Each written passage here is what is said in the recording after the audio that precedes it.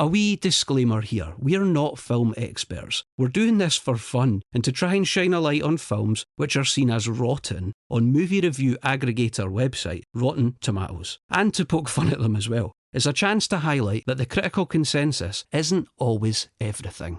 We'd also like to remind everyone that we're about to go over all the film's details, including the plot, so there will be spoilers. Also, we just want to mention it's okay to disagree with our opinion. If you do, you can tell us and become part of the discussion.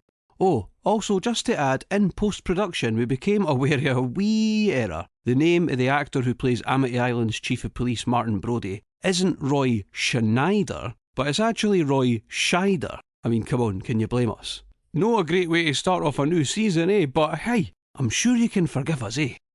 Now, enjoy the episode.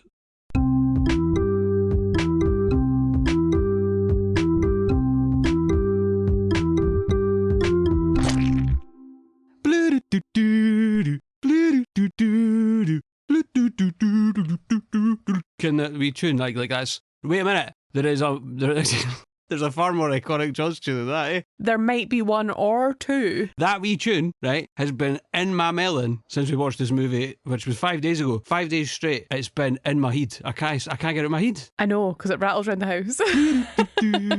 It's the wee bit of music when you see the people on the beach in Jaws 2. Anyway, we'll get there. Welcome back to Rang Rotten, first episode 2026. It is? And our first monthly episode. It is January, the longest month of the year. It's felt a little long. It's not so bad. We had a wee break halfway through as well. We did, it was nice. Nature and a local spot that we go. No local, it's about... How long's it away? It's only like an hour and 20 away. An hour and 20 minutes drive away. And just stay there for a few nights and like there's all this fresh air, rivers and trees, and it's just like, that's what you need in it. How are you doing, Kat? How's things? Things are good, thank you, yes. Very glad to be back. How are you doing, Mikey? You know what? I'm sitting here like everybody else in January, fat and skint. Yeah. And I was quite frankly a disgrace over Christmas.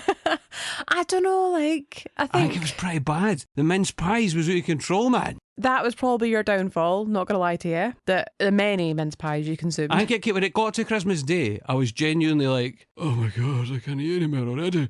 And then we had New Year, and then it just never really stopped. And it's like, for me, January starts to be the sort of time where I taper the habits off in a slow fashion over January. Yeah. Like, so everybody drops everything at January and they go, got to look after myself, eh? Mm-hmm. Whereas I like to taper it off and go, right, let's get back into the swing of real life. Yeah. By February, calorie counting and exercising regularly and physiotherapy, etc. Mm-hmm. Do you know what I mean? Yeah, I think that's a more sensible way to do it than like cold turkey. Well, that's the thing, because a lot of folk do charge to the gym in January, you know, and then the gym gets really busy. And it's great because folk are coming to exercise. Like, it's really important. Mm-hmm. It's just, it's sad that people don't always stick it. Yeah. It tends to be by the time you get to February, it's a wee bit quieter again. Yeah, I think people just go a bit too hard too fast. Like, I think you're gradual. That's part of the problem, and that's why often we had a chat about this on our New Year, or well, it wasn't a New Year episode, it was our season rankings episode, but we talked about New Year quite a bit. Mm-hmm. And we were talking about how you've got to sort of go, like, have a sort of consistent a goal, not really like something massive you want to do, just like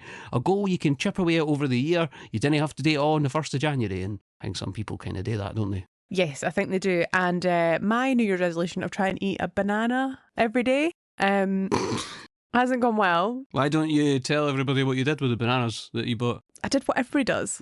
Let them go ripe, too ripe, and then made banana bread.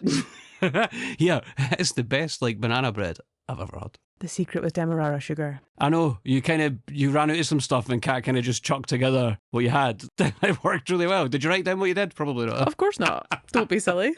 Oh well, I'll just enjoy it while we got it, eh? And the other thing we've been doing this month is watching shark movies. Yeah, we've watched a lot of sharks. Well, we only watched 2 movies, and we also watched the Jaws at 50 documentary that's on iPlayer at the moment, which was great, by the way. That was like one of the best movie documentaries I've ever seen. So good. I was talking really about cool. it in the office today, and I think many people from the office will watch it this weekend on our recommendation, because it was genuinely really good. But we're watching all these shark movies, Jaws 1 and 2 basically, because we're here today to talk about the best shark film ever made before we go into talking about Jaws 2.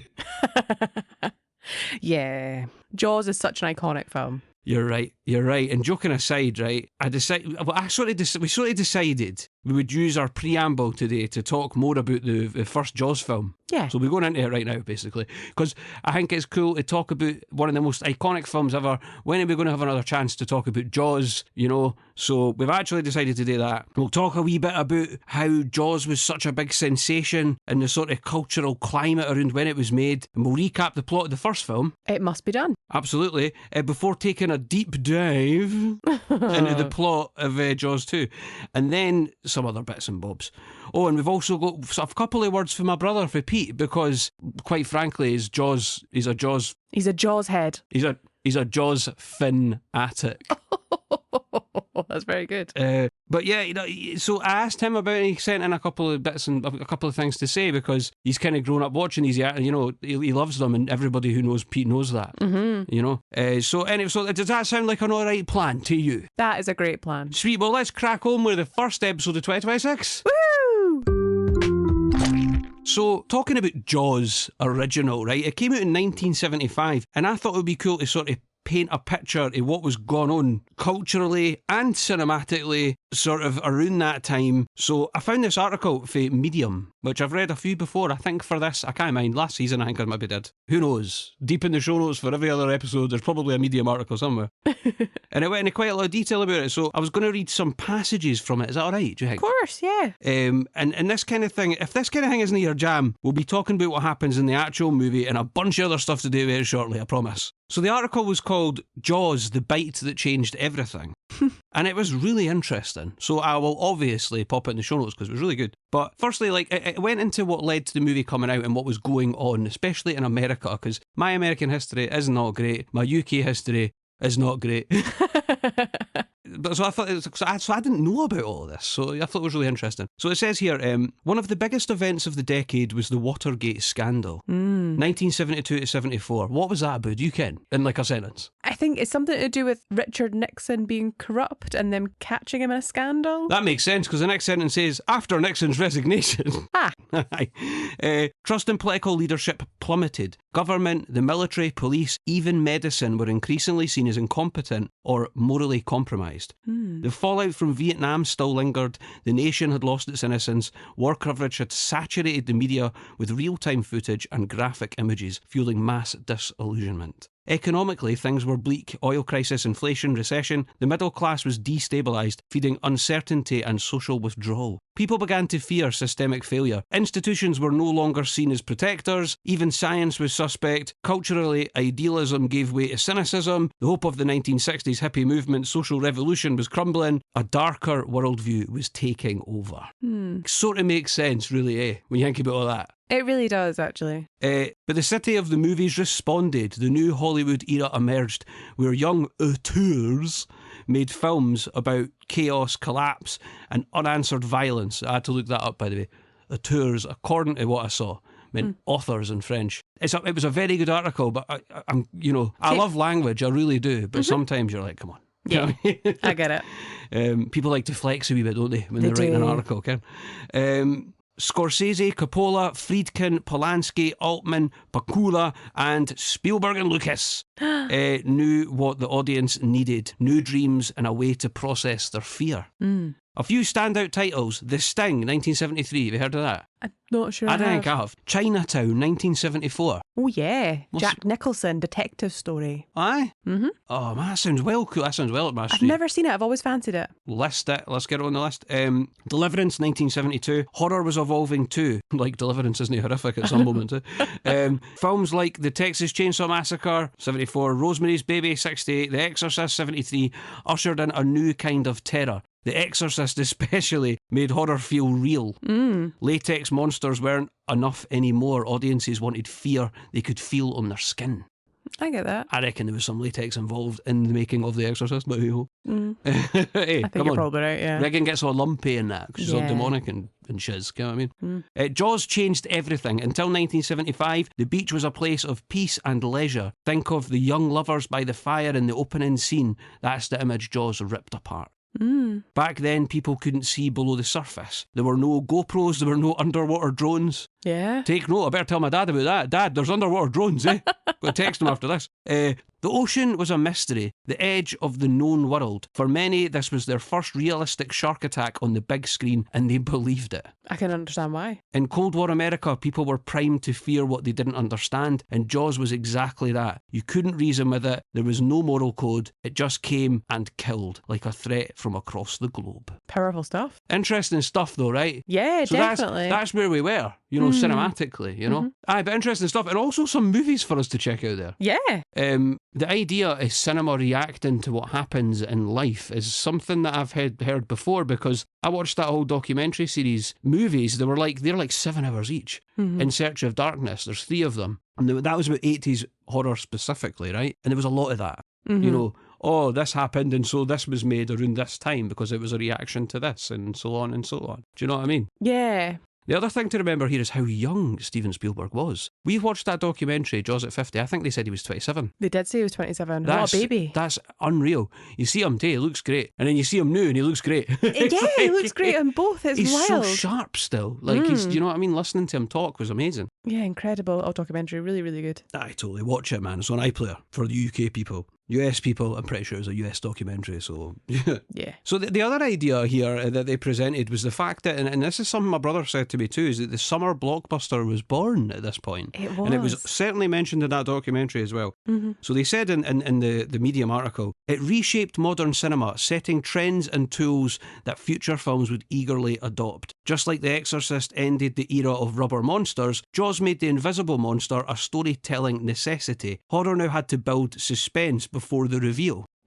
Even summer changed. Light-hearted flicks gave way to summer terror. Yeah. And creature features surged, such as Piranha, The Meg, Lake Placid is mentioned here. Available in the archives. Even Friday the 13th in a way surfed on Jaws' wave. Oh, and the modern blockbuster was born. Nationwide release, merchandising, TV spots. Studios started timing their big films for summer. Movies became seasonal events. So that, I think that is hugely important, you know, to keep in mind here, is that the release of that movie had such an impact that what we know now, when summer comes and we get all excited about the newest movies coming out, because you and I certainly do. We do. You know, that's why. Yeah.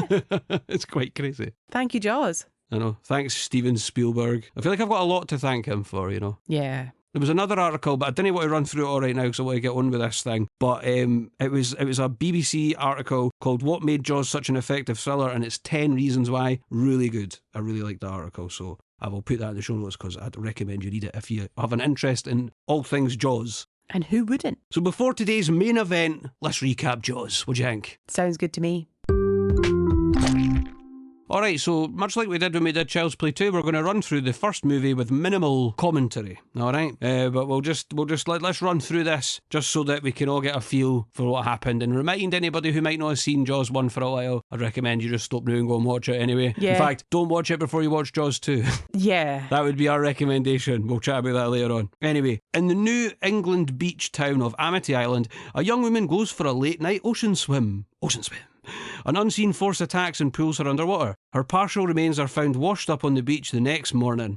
After the coroner concludes it was a shark attack, Amity Police Chief Martin Brody plans to close the beaches. Mayor Larry Vaughn persuades him to reconsider, fearing the town's summer economy will suffer. The coroner, apparently under pressure, now concurs with the mayor's theory that it was a boating accident. Brody reluctantly accepts their conclusion until young Alex Kittner is killed at a crowded beach. A $3,000 bounty is placed on the shark, causing an amateur shark hunting frenzy. Quint, an eccentric local shark hunter, offers his services for £10,000. Consulting oceanographer Matt Hooper examines the girl's remains, confirming she was killed by an unusually large shark. He's all like, bite radius, bite radius. He is obsessed with bite radius. He is. What was going on about the bite radius, that one? Measuring tape at the ready. When local fishermen catch a tiger shark, Vaughn declares the beach is safe. A sceptical Hooper dissects the shark and finds no human remains inside its stomach, and he concludes that the killer shark is still active. While searching the night waters in Hooper's boat, Hooper and Brody find the half-sunken boat of Ben Gardner, a local fisherman. Hooper dons a scuba suit and goes underwater to check the boat's hull and finds a large shark tooth embedded in it. He drops the tooth after encountering Gardner's severed head. It is terrifying when it pops out. Mum mentioned that the other day, did she know? Oh, it's absolutely iconic. I've seen this film quite a few times and I get a fright every single time. I always have to psych myself up like, it's coming. Vaughn dismisses Brody and Hooper's assertions that a great white shark caused the deaths and refuses to close the beaches, allowing only increased safety precautions. 'Cause he's a fanny. Right, classic politician. Good. On the 4th of July weekend, tourists packed the beaches. The shark enters a nearby lagoon, killing a boater and nearly killing Brody's son, Michael, who is hospitalised with shock. Brody then convinces a guilt-ridden Vaughn to hire Quint to hunt the shark. Despite initial tension between Quint and Hooper, and it's quite prevalent, isn't it? Oh, it really is. And Brody's fear of the ocean, the three head out to sea on Quint's boat, the Orca, to hunt for the shark. As Brody lays down a chum, that's what it says here. It's like you're going for a dump, eh? See you there, lads, I'm going to go lay down a chum. I've done many of those. Right. As Brody lays down a chum. Oh, wait, no, it's chum line. Sorry. We took this from Wikipedia. I was going to give them creds at the end, but we took this from Wikipedia, so it's copied and pasted. It's funny. Anyway, chumline. The shark suddenly appears behind the boat. Quint, estimating it as 25 feet, which is 7.6 metres long, and weighs 3 tons, harpoons it with a line attached to a flotation barrel. But the shark pulls it underwater and disappears. At nightfall, Quint and Hooper drunkenly exchange stories about their assorted body scars. One of Quint's is a removed tattoo. He reveals that during World War II, he survived the sinking of the USS Indianapolis, during which sharks killed many US sailors. And that's a very iconic moment, isn't it? It's from, what was the actor that played Quint Cat? Remind me, please. Robert Shaw. Robert Shaw. And it's a whole thing. Those scenes on the boat are really a masterclass in pacing. Like sometimes it's really quick and really snappy, but other times it really slows down. And that Indianapolis speech is beautifully delivered. But it's just like, how can you watch this shark movie and this is a highlight, really? But that's not a criticism. No, it's just that everything in this movie lands in every way. It really does. So that's why it's so popular. It's not just because people are fascinated by the giant shark, and they are. But people are, and people like horror, but also just because it's such a great adventure movie. It's so well made. Do you know what I mean? And also the Quints are like, hey, the shark will bite you, the shark will bite you. We would deliver the bomb. As we beer, or whatever it is he's drinking. The shark returns, ramming the boat's hull and disabling the power. The men work through the night repairing the engine. In the morning, Brody attempts to call the Coast Guard, but Quint, obsessed with killing the shark, without outside assistance, smashes the radio. Every time you're like, oh, mate. He's a rotter. But I feel that perhaps Quint's dealing with a level of PTSD, which Brody deals with in the second movie, which we'll talk about, no doubt. After a long chase, Quint harpoons the shark with another barrel. The line is tied to the stern cleats, but the shark drags the boat backward, swamping the deck and flooding the engine compartment. As Quint is about to sever the line to save the boat's transom, I don't know what that is. I've no idea what transom is. The cleats break off and the barrels stay attached to the shark. To Brody's relief, Quint speeds the Orca towards shore to draw the shark into shallower waters, but the damaged engine fails. High drama. As the boat takes on water, the trio attempt a riskier approach. Hooper suits up and enters a shark-proof cage, intending to lethally inject the shark with strychnine via a hypodermic spear. The shark attacks the cage, causing Hooper to drop the spear, and while the shark is destroying the cage, Hooper escapes to the ocean bottom. Yeah, he sort of hides in a wee ocean bush. Yeah, he's like that. He does. It's quite amazing to just see the shark. Just going to hide in this bush. Yeah, I'm just going to stay here. The shark then leaps onto the boat's stern, subsequently devouring Quint. Poor man. R.I.P. He's away to join his chums for the war. Because he was sharks in the bacon. Trapped on the sinking vessel, Brody thrusts a scuba tank into the shark's mouth and, climbing into the crow's nest, shoots the tank with a rifle. The resulting explosion kills the shark. Bam! Yeah, shark bits everywhere. Hooper resurfaces and he and Brody paddle back to the shore, clinging to the remaining barrels. The end. Finn. It's hard to resist, eh? It is hard to resist, sorry guys. But there you have it, a classic was born. No surprising, we're all guilty of loving a good creature feature, but this one's a great movie, and basically, I said that a minute ago, but like every level, eh? It really is. Well, as the sort of family Jaws fan, I asked Pete, that's my brother, right, for his thoughts on the first Jaws and the second, and he's always been such a he's always been a huge fan of the original since we were kids. So Pete said the following: it's the sea and the beach. Given we've lived at the seaside our whole lives, I can relate to it. Then there's the three main characters and dialogue between them. I love Quint, absolutely old school but reckless with it at the same time. The Indianapolis speech when they are drinking and sharing stories is bone-chilling. It's a great big lads fishing trip which goes tits up. How can you not love the "we're going to need a bigger boat" scene after the shark pops up for the first time? Jaws was ahead of its time and was the birth of the summer box office movie. That's what we mentioned earlier. To this day, it's my go-to of all time. By the way, he also mentioned another message that he'd watched it twice over Christmas. Wow. So that's how much he loves it. And referred to it as the GOAT, because that's what the cool kids do now. Apparently so. He also followed up with a wee message about Jaws 2 specifically, and he said, "For the record, I like Jaws 2. Apparently Roy Schneider didn't want to do it and was strong-armed by Universal Pictures due to his contract, so he literally had no choice. The story is a cut-and-paste job, but with a bunch of kids at sea instead. It was a money grab, but it's the second greatest shark movie of all time," which says something. And then he followed this up with 3 and 4 are a disgrace. 4 is comically bad. Oh, I can't wait to do the rest. Again. Anyway, thanks for that, Pete. I'd like to also add that Pete asked us to initially do Jaws 4, but it didn't feel right. I didn't feel right going straight into it with doing 2 and 3, given that 2, 3 and 4 are all rotten. So we've got plenty more shark action to come then. Aye, that's it. Anyway, thanks for that, Pete. Cheers. Thanks, Pete. So, into the info about Jaws 2. Let's get into Jaws 2. Let's do it. Jaws 2 came out on the 16th of June 1978. Once again, just pre-summer there, eh? About summerish time. Yeah, quite. It's June summer. Yeah. Is it? Yeah. It was rated PG here, and we found some conflicting information that suggests it was rated R in the US, which I didn't see why it would be rated R. Yeah, I reckon it was probably PG. I don't know. We can't quite find the correct information on that, but regardless, it was PG in these shows. Yeah. Its runtime was 1 hour and 56 minutes, which is maybe about half an hour too long.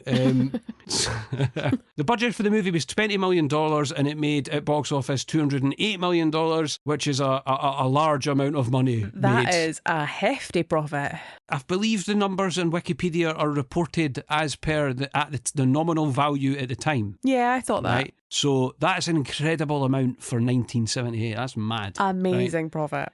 The director of this film is Jeannot Soir. The writer was... That has a Z in it. It does have a Z in it, so I'm hoping I'm pronouncing that right. The writer of this film, there was 2 actually, Carl Gottlieb and Howard Sackler, and Howard Sackler wrote the first Jaws film. That's surprising to me. Yeah. The music is, of course, by my absolute favourite, John Williams. J-Dub! Yeah. He actually... I didn't know he did this, because I thought, like, everything I'd heard about this movie was cash grab. That's what I kept seeing people saying. My brother certainly said that as well. Yeah. So I was like, right. So, but then John Williams' soundtrack is great, and he went for it, and it's so awesome he came back to do it. Yes, I totally agree. And there are different elements, which I'll talk about later, because there really are. The production studio for this are the Zanuck Brown Company and Universal Pictures. It's not based on a book, but obviously the first movie was. There is a novelisation of this movie, though. I saw that online the other day. I just seen that as well. Yeah, I was looking to buy... Well, I bought the book, Jaws book, because after all this, I'm watching the documentary and learning about Peter Benchley and everything. I thought, well, I need to read this. Yeah. It's also our friend Jade's favourite book ever. Yeah. And I keep saying to her, I'm going to read it, so I've got it, and it is in the queue. I'm reading Cold Storage next, because that movie comes out soon. Yeah. And I've not read it, so I'm going to read that, and then I'm going to read Jaws after that, so... Your TBR pile this year is looking good. It's going all right, aye. I've nearly finished the second book of the year already, which for me is a lot, so... That's doing good. You're doing great. This movie has one of the most famous taglines of all time. It's the... Sorry, I'm sitting back lounging. It is the most famous tagline in cinema history, for sure. Everyone will know it. Yep. Without a doubt. It is, just when you thought it was safe to go back in the water. It's freaking awesome. It's better than the movie. Right. Let's not nail our colours to the mast quite yet. We've got a discussion to have first, right? The synopsis for the movie that I wrote, by the way, this time. I think I'm starting to find this is maybe a better way of doing it. We're taking them offline, but some of them are like going into far too much detail and stuff, and I was like, nah. So anyway, 4 years after the shark attacks that left Amity Island reeling, Sheriff Martin Brody finds new trouble lurking in the waters. However, Mayor Vaughn is hesitant to take action as he wants to rid the area of its grisly reputation. But the disappearance of a pair of divers suggests not all is going swimmingly in the waters surrounding Amity Island. That is an excellent synopsis. You did a great job. Thanks. I took somebody else's and bastardised it, but you know, I made it way better and they went into far too much detail. There you go. So you're welcome, whoever wrote that. It was basically me that wrote it. Yeah. So there. Yeah. Take that. Oh, is that the popcorn meter score for this? Mm-hmm. I was wondering this earlier. When I was doing stuff for this, I was like, did audiences like this or no? I was wondering. The answer is no as much as critics. Sorry, Kat. So the scores for this movie are the Tomatometer gave it a 56% score, which is respectable. That's high, eh? For It's one of our rotten movies, eh? Yeah. That's like nearly the cap. The cap is 59. Yeah. So, you know what I mean? The popcorn meter does give it a slightly less favourable 40%. And no cinema score, because this was the year cinema score came out. Is it not? Was it not 1978? I think it must be I about think that. it was 78, because Yeah. we've had this chat a couple of times and that number sticks in my brain for some reason. I'm not sure what score I'd have given it, but that would give the game away, eh? We just wanted to quickly say, if you're enjoying the podcast, please consider doing a wee rating or a review wherever you're listening. The more ratings we have, the more people see the podcast and the more people join our little club. Aye, that's right. Ratings and reviews increase visibility or whatever, isn't it? Yeah.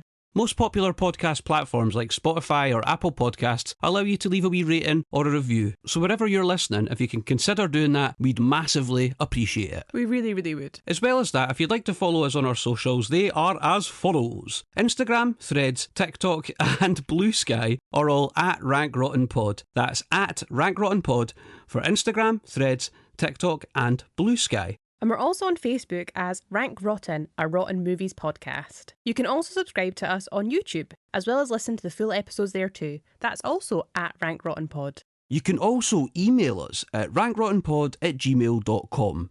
You can send us any feedback or let us know what you thought of any of the movies we've talked about, suggest a rotten film, or just say hello. Again, that email address is rankrottenpod@gmail.com. Anyway, should we get into the plot now? Totally, let's do it, man. The film opens to an underwater sequence where we can see two scuba divers investigating the wreckage of the Orca from the first film. See, I'm not kidding, right? See, when I seen that at the start, I was like, oh, for fuck's sake. Do you not think so? Yeah. Like, why are we investigating the Orca? I don't know. Anyway, I'll tell you what, I was pissed, but I was also buzzing because this, right, was the moment that I found out that John Williams was doing the soundtrack for this movie. Because obviously you hear the soundtrack and you're like, oh aye, maybe it's somebody copying. Because not copying, but sometimes when you get a sequel, you get a new composer in and they sort of copy motifs and parts of the original soundtrack into their own, right? Yes, that's right. But this wasn't, this was John Williams. And his name came up and I went, J-Dubs made it onto Rank Rotten. Who would have thought we'd see the day? I should really stop thumping the table when I say things because it comes right through. Sorry. Bass. There you go. But yes, John Williams pulls it out of the bag again. Class, man. It was really good. So good. More on that later. They're taking photographs of the wreckage, and instantly I was like, oh God, is there going to be another head moment here? That would have been two on the nose. It really would have been. And I was like, But I was expecting it as well. Is it going to be Quint's head? 4 years later, it would just be like a wee salty skull. Maybe it would be. It just floats past going like that. Like that. Yeah, that's probably what Robert Shaw would want. Hey, it was a beautifully composed bit in the movie. It is one of the most iconic scenes ever. And learning about it in the documentary and learning that Robert Shaw got pissed the first time because he thought it would help and it didn't. The next thing in the day, he came out and bashed it out in 10 minutes flawlessly. It's a really cool story behind the scenes. It's also a very iconic movie moment. Yeah. But I can't stress this enough. I will take the piss out of anything on here, right? Oh yeah, everything's fair game. Everybody should know that by now. Come on. The two divers are taking these photos of the orca. They've got this massive underwater camera. But yes, they're busy taking these pictures, and then one of them gets a fright and drops the camera, and it transpires it's a shark. What a surprise. When they don't really show you the shark at that point, but the diver ends up sort of spinning. Yeah, he has a wee spinneroonie. Yeah, that's exactly the words I've written down. Like, why is he spinneroonieing? But yes, so that's our first 2 kills of the movie almost instantly. Kill count 2. Yeah. Not bad for the first 30 seconds. Is he going to beat Jason? Is he going to beat Chucky? How's Bruce 2 going to sit in the standings? Yeah. We should also mention that the animatronic shark was called Bruce in the first one. Oh yeah, sorry. So the animatronic, but so much so that I think Steven Spielberg named it after his attorney. He did. Sorry, his solicitor, but he says attorney in the documentary, and so it's stuck in my brain. But then he kind of forgot about that, and then everybody in the set started calling it Bruce, and it just got out of hand. Yeah, so that's how it started. And they did call the shark in this one Bruce 2 when they were filming as well. It's quite funny. That camera is then later found by Deputy Jeff Hendricks, and they managed to take pictures while the attack by the shark was ongoing, because that's one of the last things you see is just the flash continuing to go after the scuba diver is long gone. Do you think it's just someone's got a wee crab or something just pushing the button at the bottom like, get a picture? That's what the crab sounds like. According to you, amazing. Pixar, if you're listening, Mikey is open to doing crab I'll voice. do a little crab voice. Yeah, sorted. Chef's kiss. Thanks. He just sounds like Quint, but higher, I think. Sorry. Oh, please have a crab called Quint. Quint the crab. Finding Dory It'll too. be class, you've got a wee cigarette in that. He's like, yeah. Well, that's going to be hard underwater. But still. If anybody can do it, Pixar can. We see Chief Martin Brody back for another season in Amityville. Mentally ill from Amityville. Thinking he won't go to Amityville. I better not keep going because I'll get in trouble. Yeah, you'll get copyright strike. I can. Eminem will have me. Amityville, where did that come from? To be fair, I was thinking it the whole time. Ah, Those movies aren't great, by the way. they're not. They must be fodder. Oh, God, aye. Like, I can't remember, it was so iconic. Everybody's talking about this movie, Amityville Horror, it's iconic. And it's no good. I've not seen the original. I've seen the first half of the remake. Also terrible, yeah. And I couldn't finish it. And there's not many movies I've never finished. There's a documentary on it, much more interesting. And also, Necronomipod, who I've repped on here before, great podcast, they did an episode on Amityville, which is one of the funniest things I've ever heard. Because that was one of the first ones you ever heard. Yes, that's and right. You were in bits as well. They did an exceptional job. Aye. Very good. Just Amity. So Chief Martin Brody is heading into Amity Island to join his wife at the grand opening of a new condo development on the island and hotel. Ooh, fancy. At this point, I had recital or something. I thought it was like a beauty pageant or some sort of recital. I had no idea. I was like, what's going on? I can see why. Right? And then I was like, but then I thought, this doesn't feel like a cheap sequel, really. No. Because, you've got a lot of the OG cast here. Like, you've got Roy Schneider, for a start. You've got Lorraine Gray, right? His wife, Ellen, right? And you've got Murray Hamilton, who's the mayor. So, I was like, this doesn't feel cheap. It didn't look it either. No. I was like, all right. A lot of returning cast, and they'd clearly shot it in the same place. I think it was like $11 million more for this one, though, because it was like $9 million or something, wasn't it? For the first one, I think. So, yeah. So, that's off the top of my head, by the way, so I may be wrong. But, yeah, and they filmed this in Martha's Vineyard. I think did they go back and do it in Martha's Vineyard again? It looks like it. It looks like it to me too. But yes, they had the brass band, so that must be where one of the millions from the budget went. Also, when Brody is driving to this opening, Downtown is playing. So another Simpsons reference for the web. Dun dun. Ach, dun dun. Aye. But it's cool because it's the band are playing it, so it's an instrumental version. It's really cool. Yes, yeah. But that song will never not make you think of Willie's audition. Yeah. You know what I mean? And Simpsons, so funny. And another thing, by the way, so I'm still on the fact that I didn't know what was going on because I was too busy taking notes for the first few scenes that I looked up and I was like, oh, recital, right? But I was like, is this a school? It looks like Lanzarote was what I'd written. Because do you not think so? I can totally see why, because there's the brass band that look like it might be a school band. Aye. A lot of the teen kids are there. Yeah. Because I think a lot of the parents are there. And they're all sitting at a poolside. Well, they're all sitting at the poolside, and they've got the local beauty queen to come and do the opening. Tina. Yeah, Tina. So she's the Miss Amity or whatever. Miss Martha's Vineyard. Yeah. Coming to cut the ribbon to open the venue. How did they say it? Martha's Vineyard. Vineyard. Yeah. Vineyard. That was terrible. Yeah, sorry about that. And I love it, and he's like... Right, the mayor's like that. Meet my son, and he grabs this young lad, and he goes, "Meet my son." And then the guy's just like, "All right." Is the developer guy's like, "Ah, cool." And then he turns around, and the developer guy just goes, "Nice looking boy." You're like, because he doesn't know what else to say. Like, meet my son. The mayor is obsessed with his son. But I just had nice looking boy. WTF? What are you on about? The whole party is weird. It's really weird because when the developer is like... Nice looking boy. Yeah. But also he donates a money tree. Yeah, there's a tree of money. And I was like, right, okay. I don't understand. And then when Tina is cutting the ribbon, the mayor goes, "Atta girl." And I was like, do we really need the atta girl? She's literally just cutting a ribbon. I know. Eh? Awful. Something that put me off here a wee bit was that we had all this dialogue with the original cast and stuff, right? Parts with the original cast. And then it would cut to this really cheesy dialogue with the teens. Yeah. And it felt 80s slasher, which hadn't actually happened yet because this was 78, right? But it had that vibe where the teens were just like, A lot of the dialogue with the teens is really shit. Yeah. Like, there's no getting away for that. And like, and I appreciate that, because when you watch 80s horror films, there's a lot of that, and that's part of the charm, right? It is. But this is Jaws 2. This is following up Jaws, Yeah. right? That's what I'm saying. And it sometimes just feels a bit stilted. Like the whole party just feels a bit weird. It doesn't feel realistic. Aye. Almost. Because like, why would there be all these teens hanging about this opening? Like, I get that Amity is a small town and that people might just go to an event. Aye. But it still feels a bit... That's it. Also, why is Ellen always want to fool around? It's like shark attacks and school reciters get all hot or something like that. See, she's always like, hey, you want to fool around? She does it in the first one, I know. Yeah. She's hot for sharks. She really is. And like, they also mention at this point... I don't think they know there's been a shark attack yet. They don't know there's a shark attack yet. They don't. But they also mention at this point that that Michael is there, who is Brody and Ellen's, like the Brody boy. Oh, here we go. Aye, I know what you were going to say. And they say that he is only aged 3 years, but he is 17. He's supposed to be 17 in this movie. I think he's quite young in Jaws. Yeah, I don't think he was sitting there at 14 in Jaws. So what we're saying is they aged them up. They definitely aged him up to make it convenient for this movie. I think they did. Like, challenge us if we're wrong on that, but I don't think they are. Yeah, I can't believe that he's supposed to be a 14-year-old boy in Jaws. So, there's some weird timey-wimey stuff going on in Amity. We're after the ducks. We are after the ducks, where the next day we see the deputy out helping out on the police boat, just looking at charts and stuff. Charting about in his wee boat. Aye, just charting about.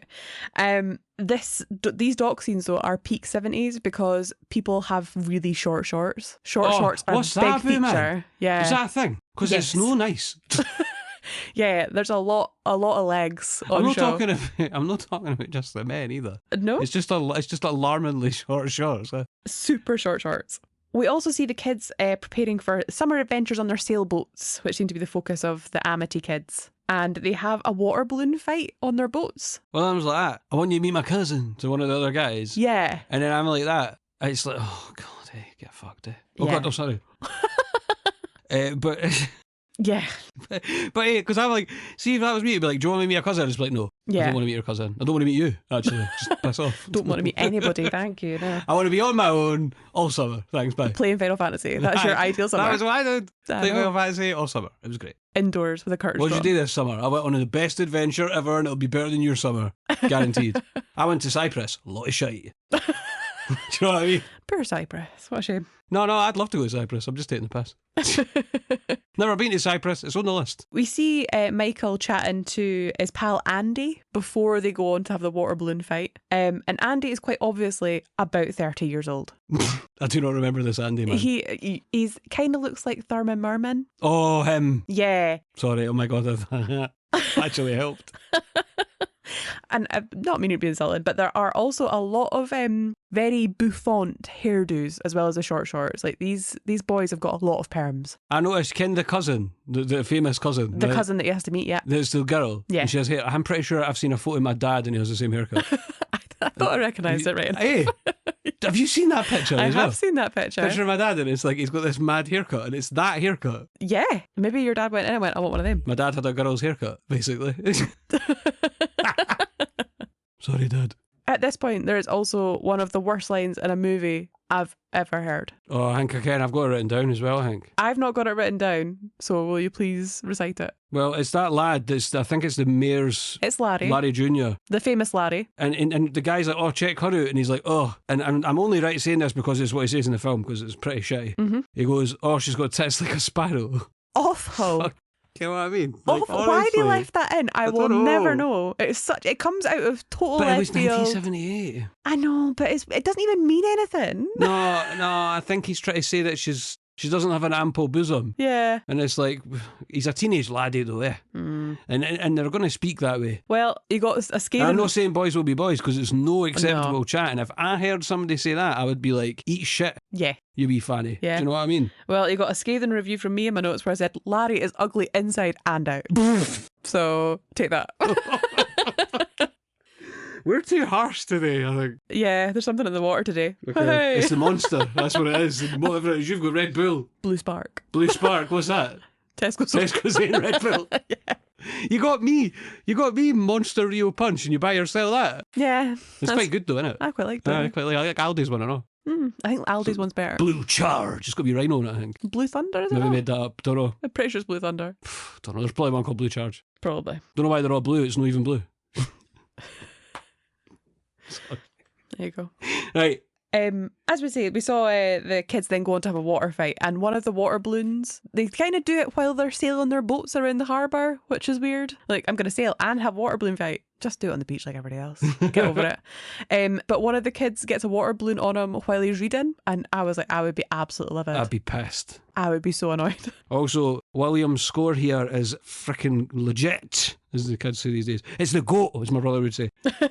It captures the moment. It's freaking perfect. And it's like, that was my draw when I watched this movie, was I kept tuning out because I was listening to John Williams' score. So that's what, that was enjoyable to me. Yeah, that carried through. We then see the police station where you see them getting a call for a 908. Yeah, what's a 908? I don't know. It's a mystery, it doesn't mean anything. It means that he wants out the situation he's in. Yeah, get me out of here. There's somebody in there asking him some daft question about something. I can't mind. Yeah. He's getting harangued, and I think it's just to give you a feel for what it's like being the chief of police, where people are coming at you with literally everything. Yeah. And he's just like, he grabs the deputy, he's like, we've got a 908, shoves him in the room, and the deputy's like, what's that? And he's like, it means I don't know what to deal with that bullshit.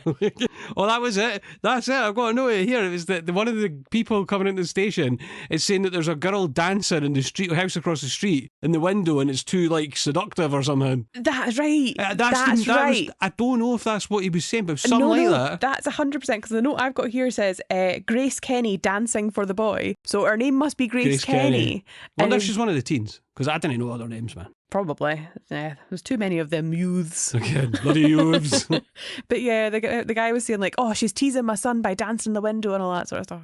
That's a typical patriarchal comment, that is, exactly. She wants to dance in the window, leave her alone. Exactly. We then see the teens using a device I've never seen before. Some sort of boat swing. Yeah, that's exactly what I've noted it down as. And I've just said, yeah, boat swing. Boat swing. And I've just written, what is this? It's like a Tarzy, is what they call it here. A Tarzy? I've never heard that. Like a Tarzan. A Tarzan swing. Aye. And it's like, maybe I thought that's what they called it around these parts. We didn't have any Ramawi. Nah. They used to put them up where I lived when I was a kid. Did they go over the burn? I think so. I think some people did that, but it was always a big thing. If somebody had found one or knew where there was one, you all went to it. But the problem is, I can't why they see them around here, because there's a park right nearby. There's a freaking, what's it called, flying fox. Yeah, flying fox. Yeah. I was going to say a wolf swing. That's not right. A flying fox, right?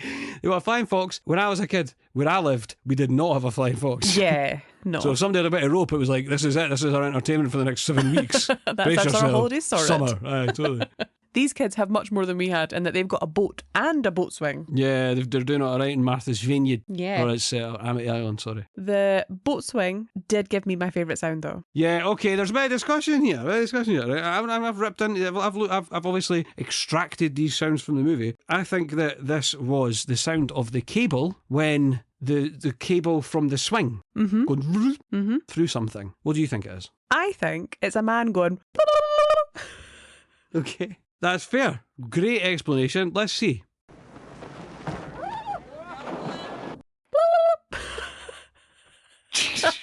What do you think now? Do you still think it's a little man? I think it's the man. Little man, or one of the young lads? I think it's the man. Let's try again. Just do it.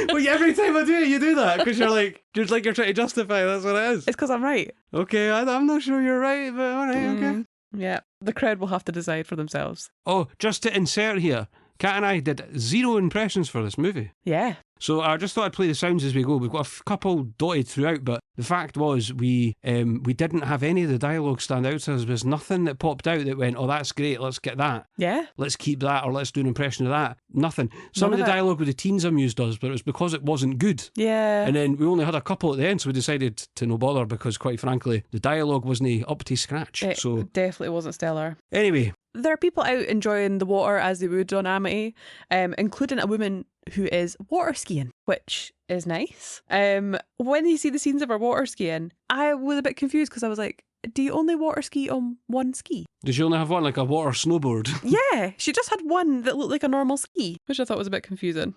Like, I'm not sure I would go skiing or frickin', sorry, water skiing or whatever it is. I wrote skiing, you know. Sorry, I wrote jet ski, so Jet you're doing ski. better. I don't think I'd be doing any of that pish.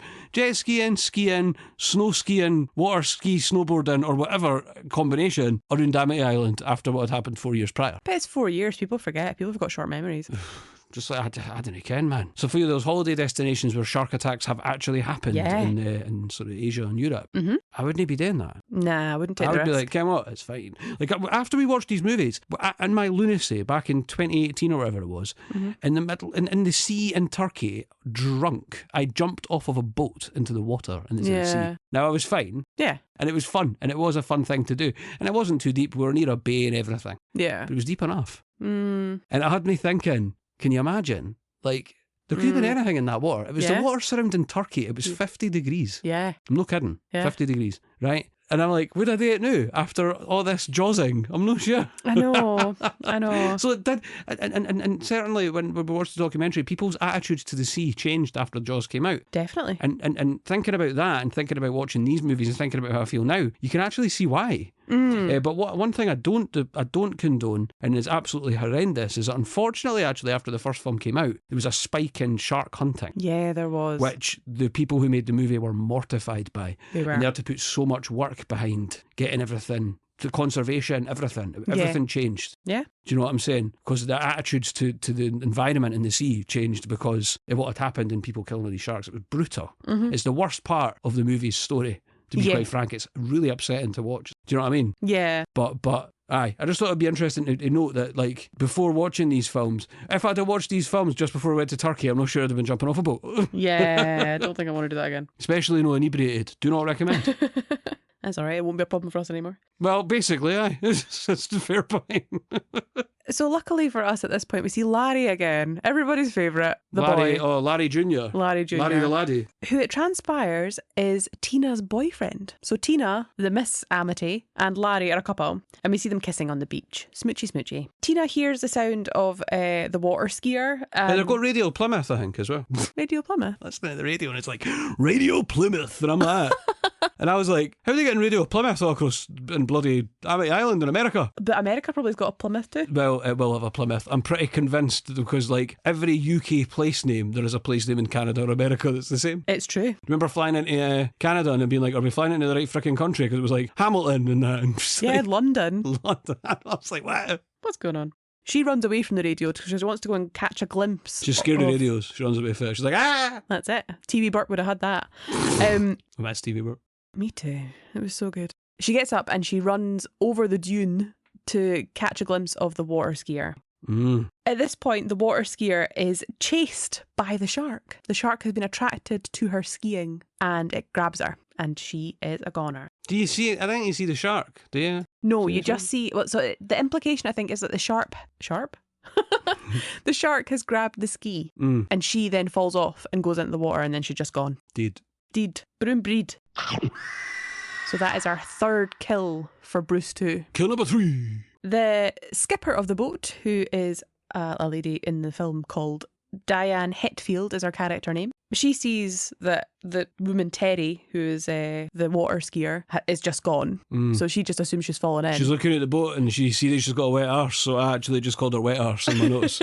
Like, see you later, wet arse. Yeah. The shark attacks the boat and it doesn't look great. Wet arse isn't long for this world. So Diane, in her wisdom, tries to use a tank of petrol she's got on the boat to pour it. She's seen Jaws 1. She's like, I'm just do this. She's like, the only solution is to blow up sharks. And myself. Probably. And herself, unfortunately, yeah. So she pours the petrol on the shark, then lights it using a flare gun. She's got a freaking flare gun, eh? Yeah. Well, I guess that's probably a standard thing to have on a boat. So. Yeah, pretty sensible thing to have on a boat. And yeah, kaboom, the whole boat is gone. So that's another death for Brucey. Yeah, explosion this time.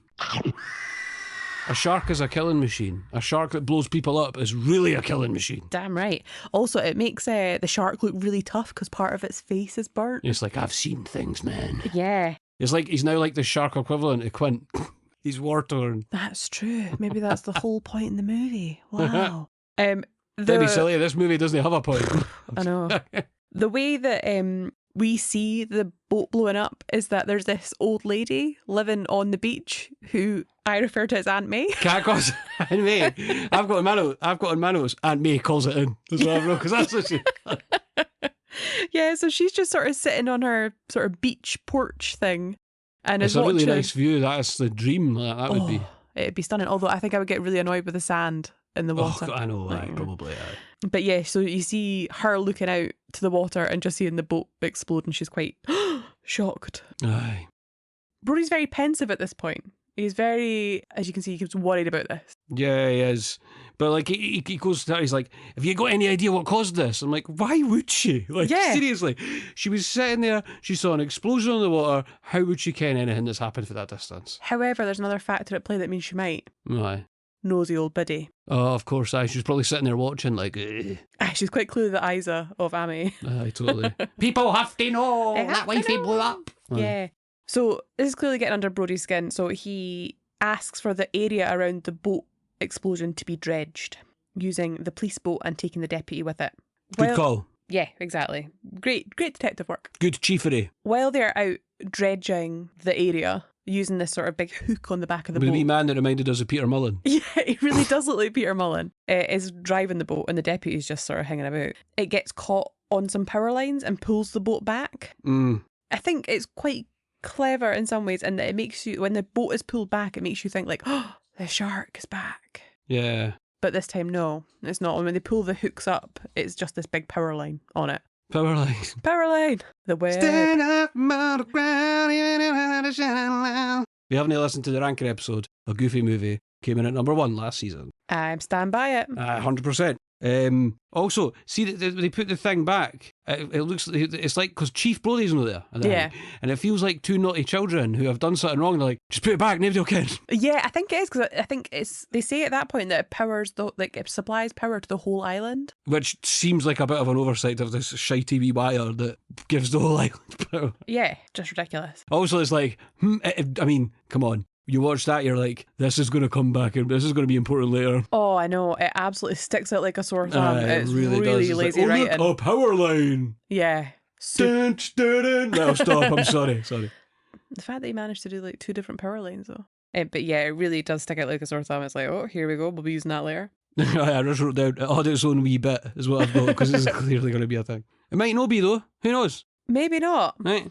But guys, it's going to come back. We see the Brody family enjoying breakfast, and Brody has told Michael that he's managed to get him a summer job, which he is not thrilled about. Well, the reason that Brody's got him a summer job is to keep him out the water, because at this point he's a bit concerned. Yeah, Chief Brody is clearly being hyper vigilant, and his kids are like, ugh, they've obviously heard this every summer since it happened. And I think Michael just wants to doss about, really. He doesn't want to have a summer job painting beach huts.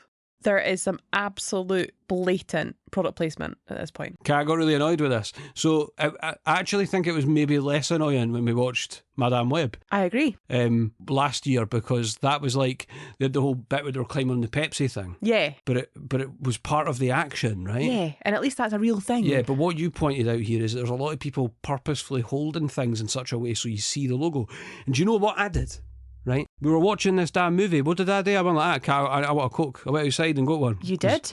Outdoor fridge at this time of year. I was like, I'm going to get a Coke. I went outside, got a Coke. Weirdly, I've just went and got one now. There you go. See, it genuinely. You think that product placement doesn't work? It does. But in the Brody house, the cereal they have is Cheerios. So Cheerios is very prominent. So that they say Cheerios a few times. They do, like, eat your Cheerios. I was like, oh. I know, and Ellen's like, it's got all your fibre for the day, or some other shit. She doesn't quite do that. But what is it they used to say about Cheerios? Oh, that's it. Corn, oats, rice, and wheat. 4 great nutrition and not too sweet. That was the advert. Oh, the not too sweet doesn't have me sold.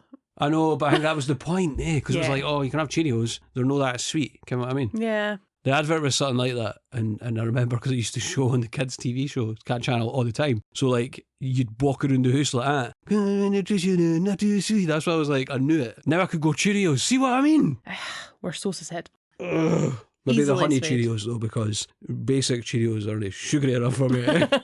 Aye, that not too sweet They're doesn't not too really sweet. work. They're too. I know they're not too sweet, so I don't want them. Aye, that's not a good thing for us. No way. Oh yeah, and also Brody refers to everybody as boat freaks here. He It's does. hilarious. He's like, why is everybody boat freaks? Because he's getting annoyed because everybody wants to go out to the sea. And this whole, because it's an island community, everybody wants to go out to the sea. And he's like, well, everybody stop going out in boats. Honestly, you guys honestly want to go out on boats, you boat freaks. And this is where we get wee glimpses, and there's like a little trickled sort of trail to. It's not very subtle, but to make you think that perhaps Chief Brody, or people perceive that Chief Brody has PTSD from what had happened prior. Definitely. Now, this is the thing, right? There's definitely a trauma element, but what I didn't understand about it is everybody in the community thinks he's suffering. He's got a traumatic response from what happened prior. Yeah. Right, but he's no, because there is a shark. Yeah. So what do we learn from that? That other people didn't always know. I was trying to figure out in my head, what is the lesson here?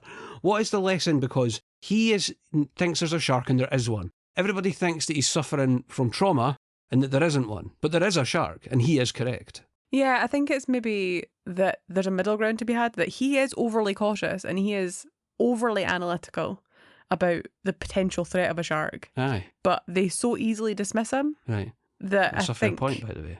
Because this has been bothering me, and I was waiting to now to ask you, because I wanted to wait until we were recording.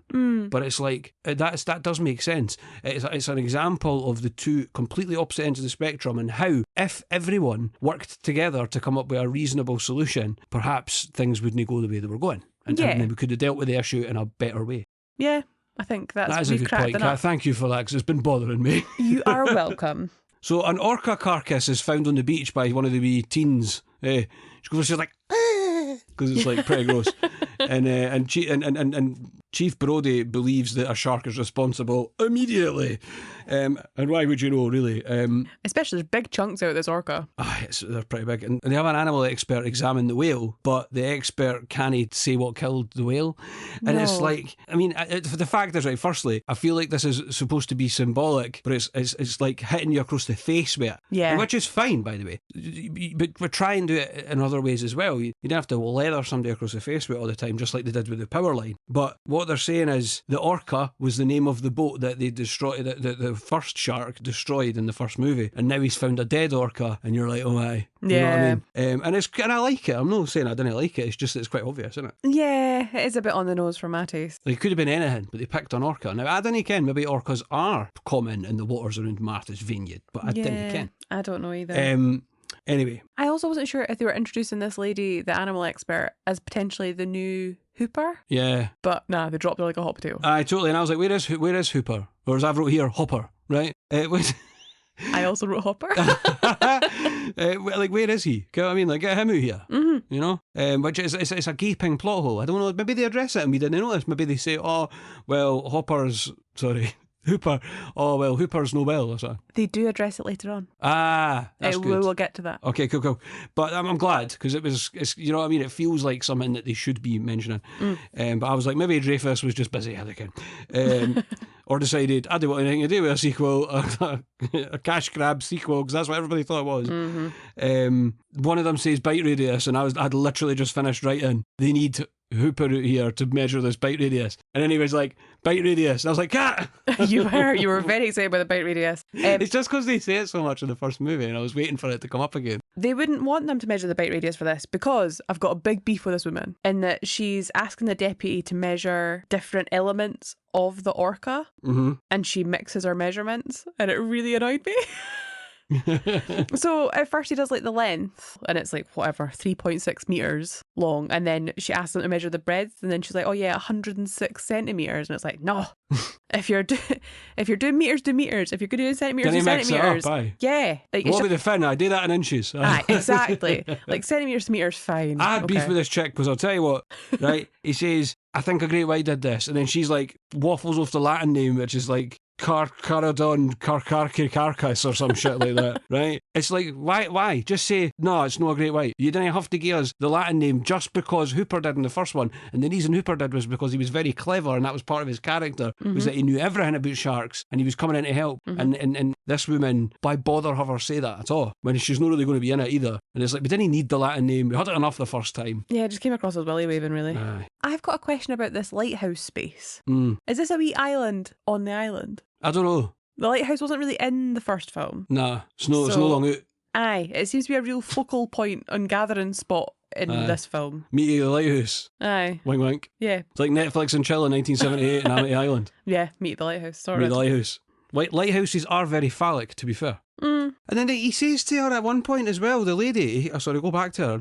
He says, he asks her a logical question about shark behaviour. And then she's like, sharks don't take things personally, Mr. Brody, and walks away. And it's like, there's no need to be a cow, right? Yeah. Get what honestly, I mean? like, she's not great. Like, 100% prick. Yeah, I right? agree with you. Especially just by the measurements alone. Well, she doesn't come back into it at her thing, so I'm...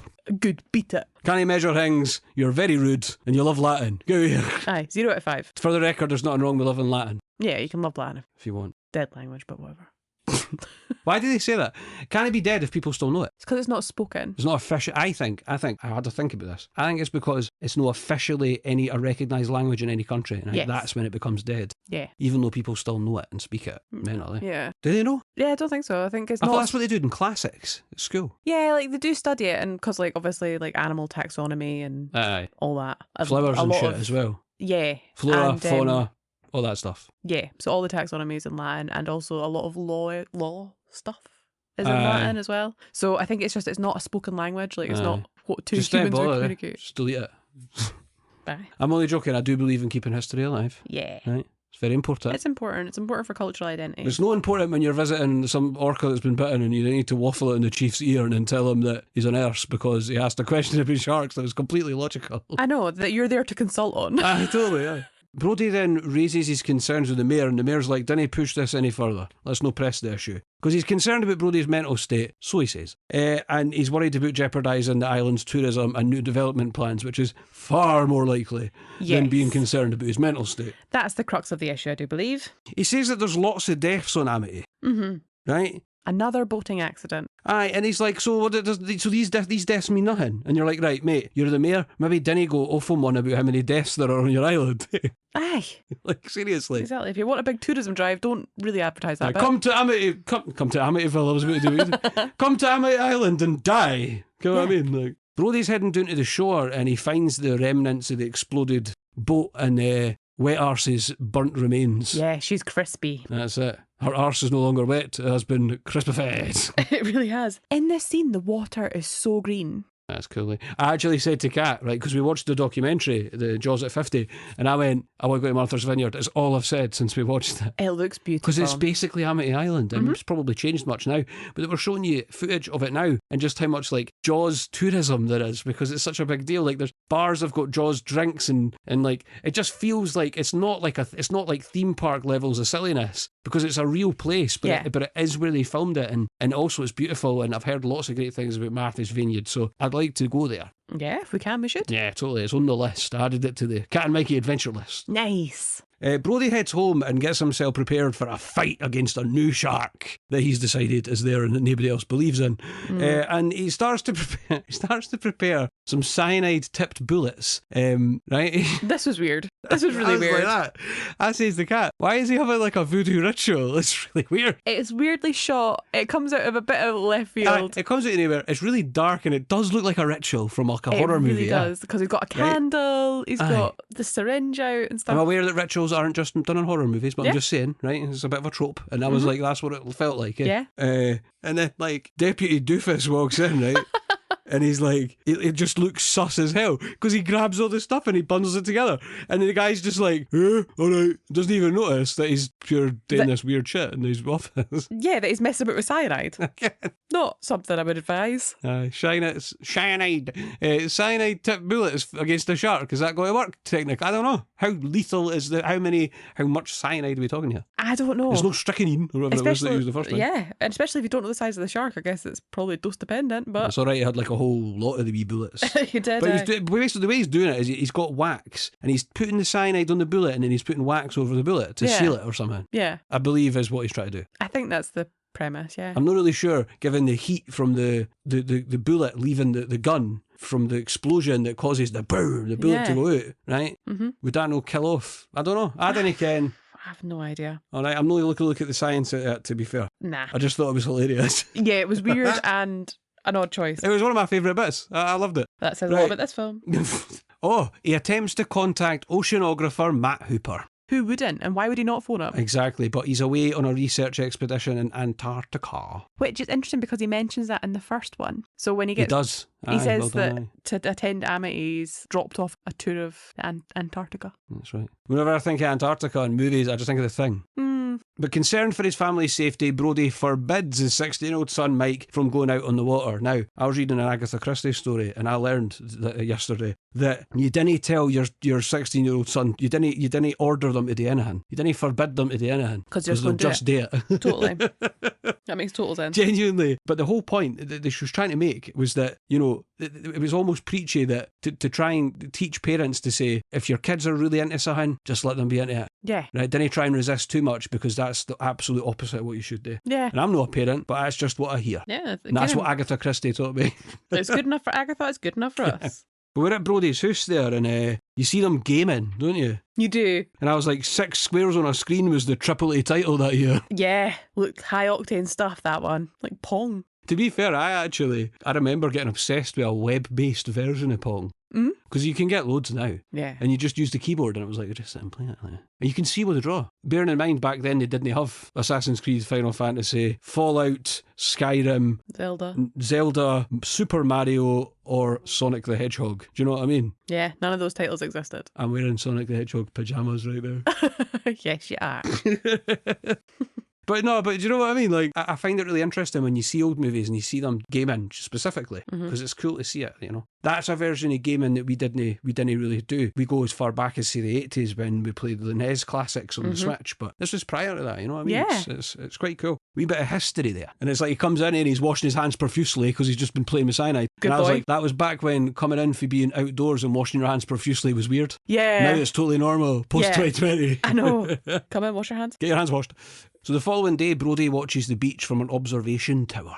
It's quite cool at this point because you get a little sort of beach montage of like folk having fun at the beach, and you know, we get some classic JW. Yeah, I was going to say that right now. So there's this really cool thing here, right, where you get the bit that sucks is that they just tried to do what they did in the first movie. Yeah, is that there's a piece of music in the first movie and it's called Promenade, and in brackets tourists on the menu, right? And the idea is that you get this sequence where this music is playing, which is, by the way, kind of like jovial to a degree because it's showing you all these people having a lovely time. It's definitely jaunty. But the joke from John Williams is that the point is any of these people could be eaten next. Yes. And then its accompanying piece in this film is called The Menu. And I actually listening to them side by side the other day, it's really cool because there's elements in both and they complement each other really well. Oh, he's a genius. I know. And it's and to name them in a similar name and that, it's really cool. So the first film does that very well. They do it again here and they do it very well again. But the problem is they just do it again. Right? Yeah. And the sequence goes on for a very long time. It's way too long. But the best part is that you do get John Williams soundtrack over it, and that is the piece of music that I've been humming constantly. Yeah. So I've taken a wee tiny snippet for the bit that I can't stop humming, and that neither can Cat now because I'm always humming it and have it on around the house. Is this?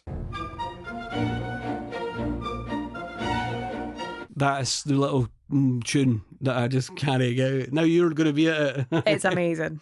John Williams is so good. There are a few things in this montage that I found a bit interesting. There's a lot of bums. Aye, but there's a bit where you see these bums, and it goes brum brum bum bum bum, and it's making fun of the scene. Like, yeah, it's funny. There's also a moment that I don't know if you saw, and I'd be surprised if you didn't, where a child puts a sandwich in their eye. Oh, right. So I had it listed as Corn on the Cob Boy, right?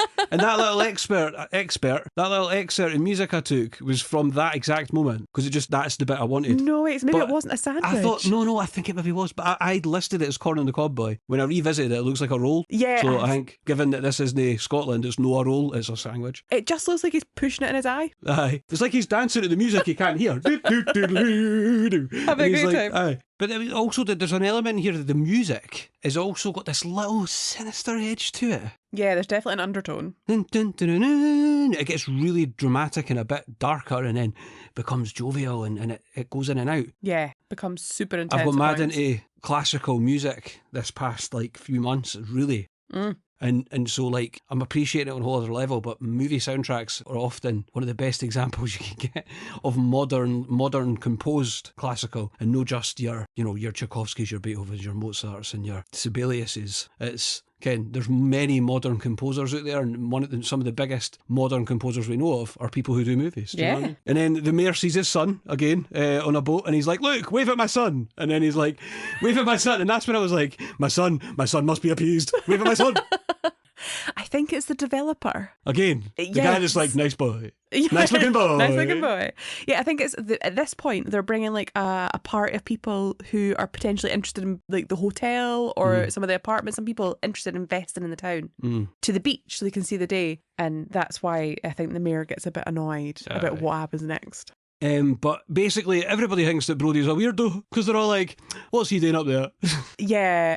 To be fair, the shots you do see of him, he looks a bit like, aye. He looks like he's cracked. But that's the point, I think, and this is why people think he's got a traumatic response going on here. Definitely. But also I think it must have been really windy up there. Like, Roy Schneider just looks totally windswept. Aye. Like, his hair is standing on end. Okay. So it kind of leads into that crazy look. It does. It also shows that it's a complete accident. It's just been the weather on the day, but that regardless of the weather, he's up there, he's worried. You know what I mean? There is one point where we see Brody's view, and it's really cool because we get a right feel for what he's seeing from up there, and that I like that. And it's not a shark though, but you see it, but he can see a dark shape in the water, but you get a view from his viewpoint, and I liked that. Yeah, and I think I liked it because it gave you a concept of how much there is to see as well when he's up there. Yeah, because there's all this stuff going on. That's part of the reason, probably, to be fair, to give it its due, that the sequence is long, but it's because you're getting a glimpse that he's up there watching all these people, and you're kind of getting a vibe for what it's like for him. He's watching everyone to make sure, you know what I mean, and see what's all going on. But basically, this is painful to watch. Yeah, I thought. He rings the bell because he sees a dark shape in the water. He runs down, he's shouting that there's for everybody to get out of the water, and then he literally offloads his gun into the water to shoot at the shape in the water. Aye, that's those cyanide bullets gone. Well, that's what I'm like. Is it the cyanide bullets or not? I don't know. But he's blasting the shite out of the water. Yeah. And it's a school of bluefish, I believe, because some guy's just like, "It's bluefish, it's bluefish, it's bluefish." Hey, I'm walking here, it's bluefish. He is the way, like over and over, and then and it is apparently bluefish. So because it's like you can see it's not, but that gives us an example of how on edge and how concerned and how worried he is. So. Yeah. Also, he goes running with that gun. And I was like, that's dangerous in itself on a crowded beach. It's no pair of scissors. I know, but it's a gun. Aye, true. Dangerous just in general, really. But he's just like, "No, it's no bluefish, it was a shark, but it's fine. Everybody is safe now to go back in the water. I've shot it to frickin' pieces now. Everybody get back in the water." Aye, all good here. Nothing to see. You are all safe, thanks to me, Chief Brody. Just try and style it out, eh? Yeah. I think you would do that and it'd probably work. So Brody's fears are confirmed when the photos for the diver's camera are processed, and one of them shows a close-up of a shark's face. Or does it? Ah, exactly. So, I was wondering here too, this is when I started to wonder, what the hell was the shark just doing swimming around the orca? Is it like, "You killed my pal, revenge"? Is that what's going on here? Because if that's what's going on, that's silly, and the whole thing feels silly. Yeah. Because we've got this situation where this is all happening again. Oh no. You know, the only tangible reason for making this film is to show what Brody has been through for the past 4 years and how concerned he is and how traumatic it's been. There is some discussion about that in, I think it's either the first one or the second one, I can't remember which one of the two. They definitely do discuss about the fact that sharks are just drawn there because there's potential food. So it's perfectly... Yeah, but in the first movie they make this whole big deal about the fact it's a great white. Yeah. It's the kind of thing that wouldn't happen again. It's a very rare occurrence. Yeah. For it to happen again 4 years later. Yeah. You know, but that's why he asks the woman, "Oh, well, could it be attracted because of what happened prior?" Yeah, and that's sensible when question. she's really bitchy about it. Yeah, she's super rude. Okay. But I had a sound here, which by the way, for the misophonia sufferers out there, will not like it, because I actually singled it out, and then when I went to pull all the sounds, I was enraged when I heard this. I'm not kidding. And you know, it's called misophonia, eh? And it's the automatic response you have to a certain sound That makes you mad. People eating stuff like that can just like it's irrational. And so when it happens to me, I try and remind myself that it's irrational. Yeah. Which is the only way you can deal with it. Yeah. Because but it does cause immediate rage. Anyway, this is a sound I like to call misophonic sloshing.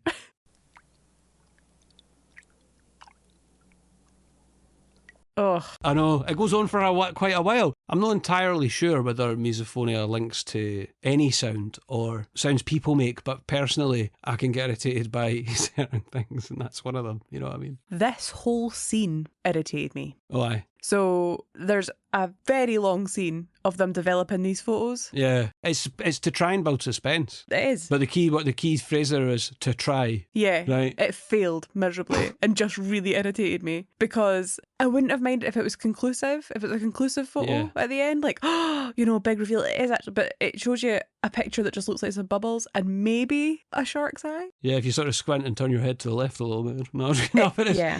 It is. But what they're trying to do is they're trying to build suspense, and to a degree they do that, but the scene does feel like it does go on for a bit of time, and the sloshing noise is there to try and add to it, I think. Yeah. Which also becomes irritating, but that's part of the reason I singled it out, because it annoyed me. Slap in. But like, it's a strange one, and but it does serve a purpose, and you know, if they didn't build that suspense, maybe they could do it, but just not for quite as long. Maybe that's the problem. I think it's definitely too long. So Brody then races to the town hall to present the photo as evidence to the Amity Town Council, and developer Len Peterson dismisses it immediately, and the council then votes to remove Brody as chief of police, which I didn't even realise until he was pissed in the next scene, because I went, they're like, oh, we're going to go into this wee room and discuss the picture. Yeah. I'm genuinely like, okay, I did not think they were going to sack him. I'm too naive perhaps, but of course it's a shitty picture though, and they can't make out the shark, basically. That's why they're like, oh, we're just going to go and discuss it in this wee back room. Yeah, basically he's gone crazy. And Len Peterson won't get up. Why is that? Yeah, I don't know. I think it's because like this. Because he's like, no, it's weird. This scene is one of the better scenes in the movie, I would argue. And I think it's because it's not as good as Sandwich Boy and Beach Bums. That was fun. Well, very little is. Sorry. Because there's a real tension here between, like, Brody is really concerned, and it's still not 100% a legitimate concern. Like, okay, some divers have gone missing and the boat exploded, but you wouldn't automatically assume that's a shark. And after him shooting up the beach, you know, it's really interesting to see the tensions between the council trying to do what's right to protect the tourism and the reputation of the town versus a potential threat. But yeah, I think the point is that Len would like to have this confrontation out in the open. Yeah. And he's a bit antagonistic towards Brody. But the teens are all hanging out at the local bar and make plans to go sailing the next day. Why are they hanging out at a bar when they're not 21? I don't know. This is it, yeah. And Michael also goes against his dad's wishes, obviously. Yeah, he succumbs to the peer pressure, I think. But Brody heads home after being fired and is a bit worse for wear, a.k.a. pished. Yeah, he's had a lot of drink. He passes the badge on his deputy in a sort of semi-aggressive way. Because I felt it was semi-aggressive. Because he's like, you're the chief now, there you go. And I'm like, right. Also, he puts it on his good jacket. I know. I was like, that's my good jacket, son. Like, didn't he be putting holes in it? Listen, son, here, that's my good jacket.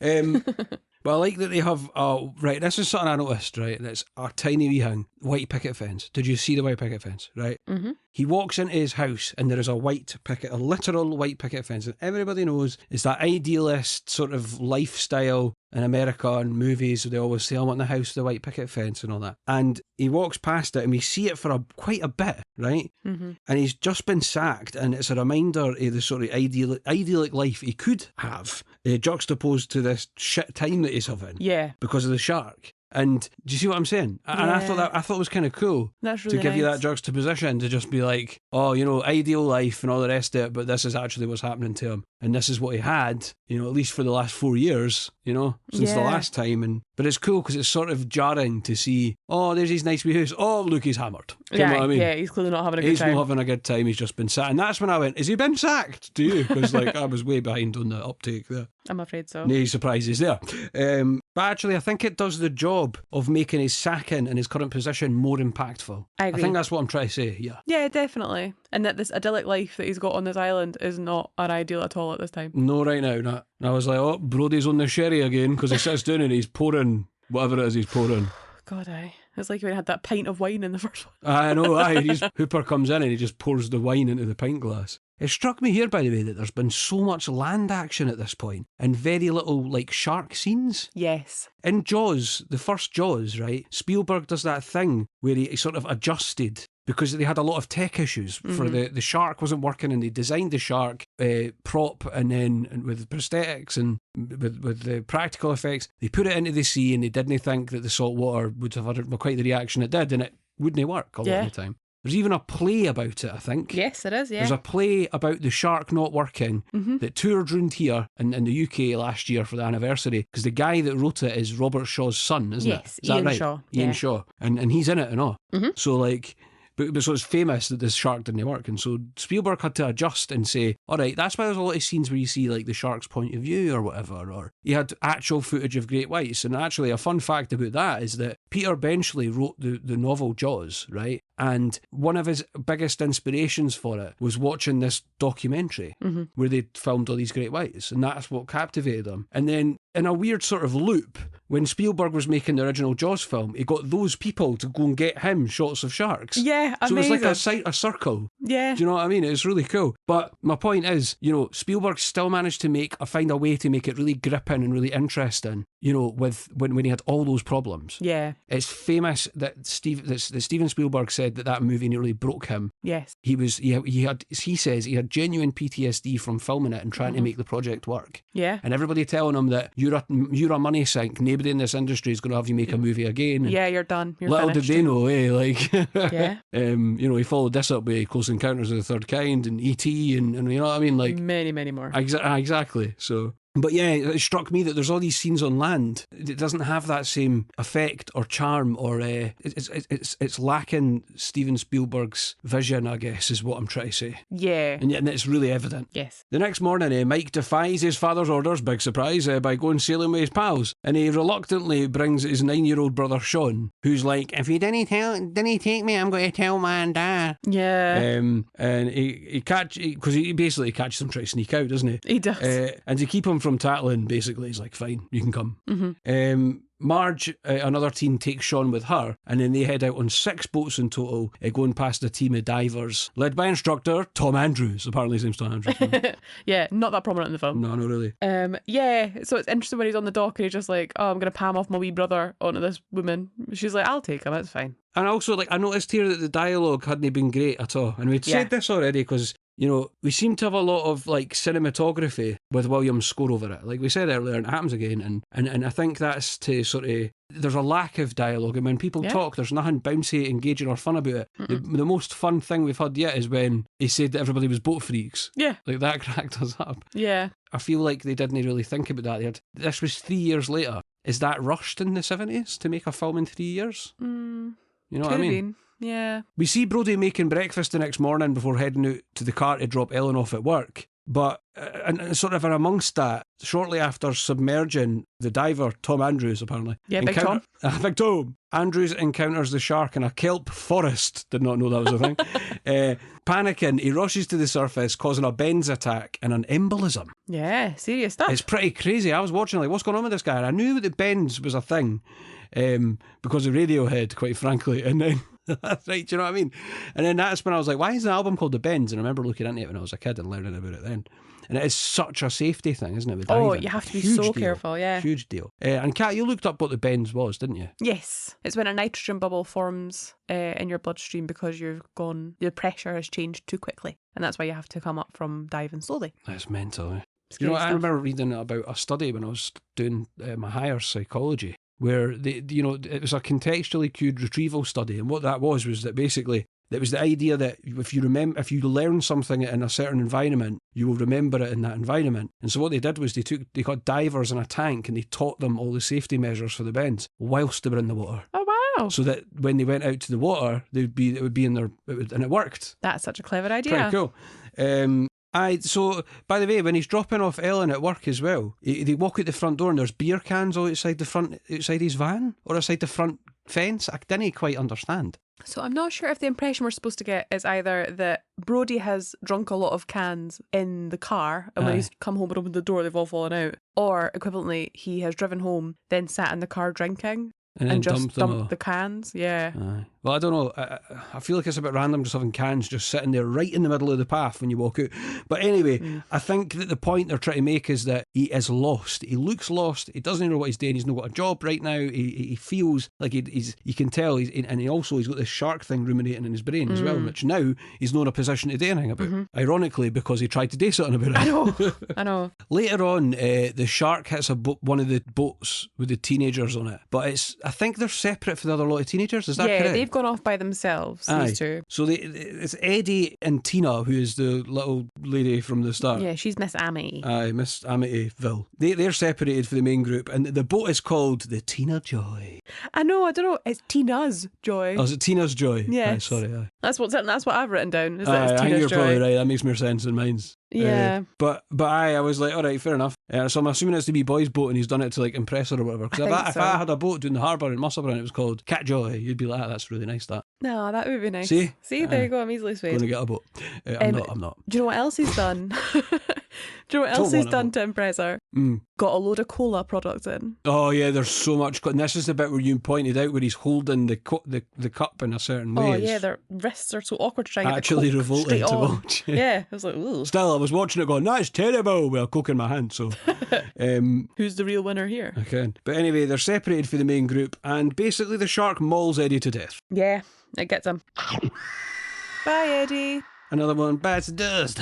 It's number 5, by the way. And by the way, I actually had my notes here too. I don't know about you, but I feel like a Coke. Not sure why. I wonder why. I do enjoy that when I mentioned that the boat's called the Tina's Joy, which by the way I do have here. Tina's Joy, you were correct. And it's called the Tina's Joy, but this is probably the most traumatic event that's ever going to happen in her life. Totally. Because she is very traumatised. She's super traumatised. Like, she's sitting in the boat going, make it go away. I know. Like, they rock up and she's hiding in the boat. Because it looks empty, but she's actually hiding in it. It's sad. Anyway, but when the boy's getting eaten by the shark, he's getting swished around, which is like that sort of iconic thing they did in the first movie. And amazingly, they showed you how they did it in that documentary where they had the woman in the water and they had divers, like 4 divers underneath, 2 on one side, 2 on the other, with ropes attached to her. And the divers on one side would pull her, and then the divers on the other side would pull her, so she'd look like she was getting pulled back and forth. Amazing. And anyway, this is what's happening. And I'm like, getting eaten by a shark's not that bad because you get like a free wee sort of ride out of it. Wee! Excruciating pain, but a wee ride nonetheless. Aye, totally.